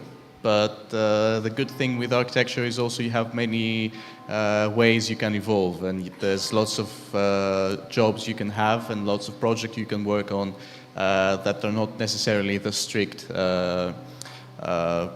description of architecture per se, like drawing and designing something, but it's a huge field with huge applications, which I find really interesting. And I think especially in the European kind of sense, we're very lucky that next month I could go to another country for a job, or I could communicate with other people from other countries, and they will help me in my work as well. Yeah, I mean, I totally agree. I'm just kind of enjoying the current moment. Obviously, you know, architecture education is quite a long journey. So, but yeah, so I'm just kind of enjoying perhaps the kind of diverse range of tasks you often get as a more junior member of a practice. So, you know, from like model making to kind of consistently, you know, learning from different specialists and professions and stuff. But I mean, in the future, I think, you know, obviously it'd be amazing to start your own practice with, you know, friends or fellow students.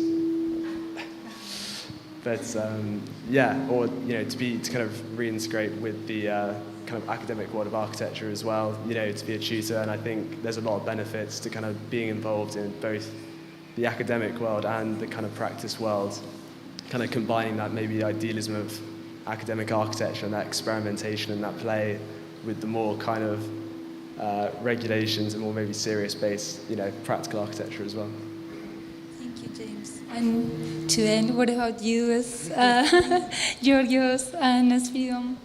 So, I don't have a specific plan for the future, but I know that we submitted our project 2 years ago. We graduated 2 years ago, and for the past 2 years, I've been working in architecture offices, in construction, in everything. And I have to say that I miss how creative I was back in the university. So I really miss that. I really want to go back to university, maybe a second master's degree, maybe a PhD, I don't know, maybe architecture, maybe philosophy, or I really don't know. That's why I say I don't have a specific plan. And yeah, maybe abroad, maybe go away from Greece for some time. Yes, I think I miss a lot the academic world.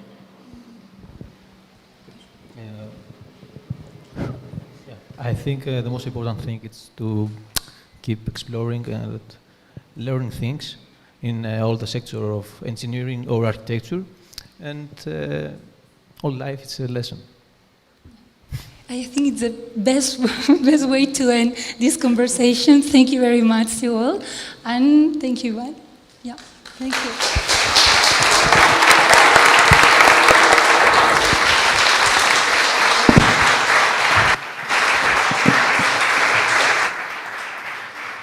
Thank you all very much. I also said I would not go back to school and work with institutions, and here I am. So in any case, I want to thank you all.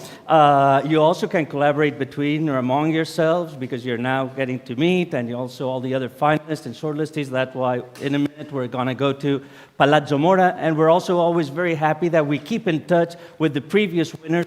2016, with some of the finalists and shortlists as well, and we find them in different places, different platforms with different opportunities. So let me to finish this event right now, the first part here, thank the whole Creative Europe team and Labo Communication Consultancy under the leadership of Medium and Camila, Leslie and Juan and Valentina with the graphic design.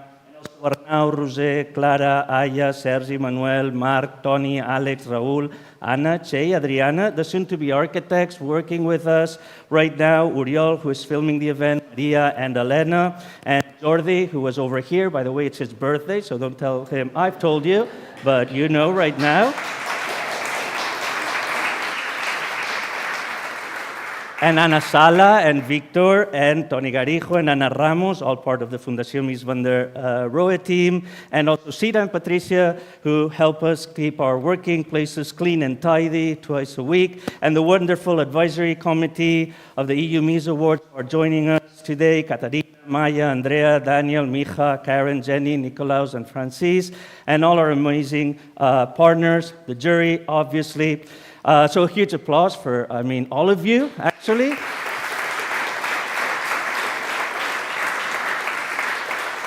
And next year, Barcelona will be the UIA, UNESCO World Capital of Architecture 2026, following the inspiring paths of both Rio de Janeiro and Copenhagen. Another opportunity to meet, once again, at the EUmies Awards Architecture and Emerging Award Ceremony 2026.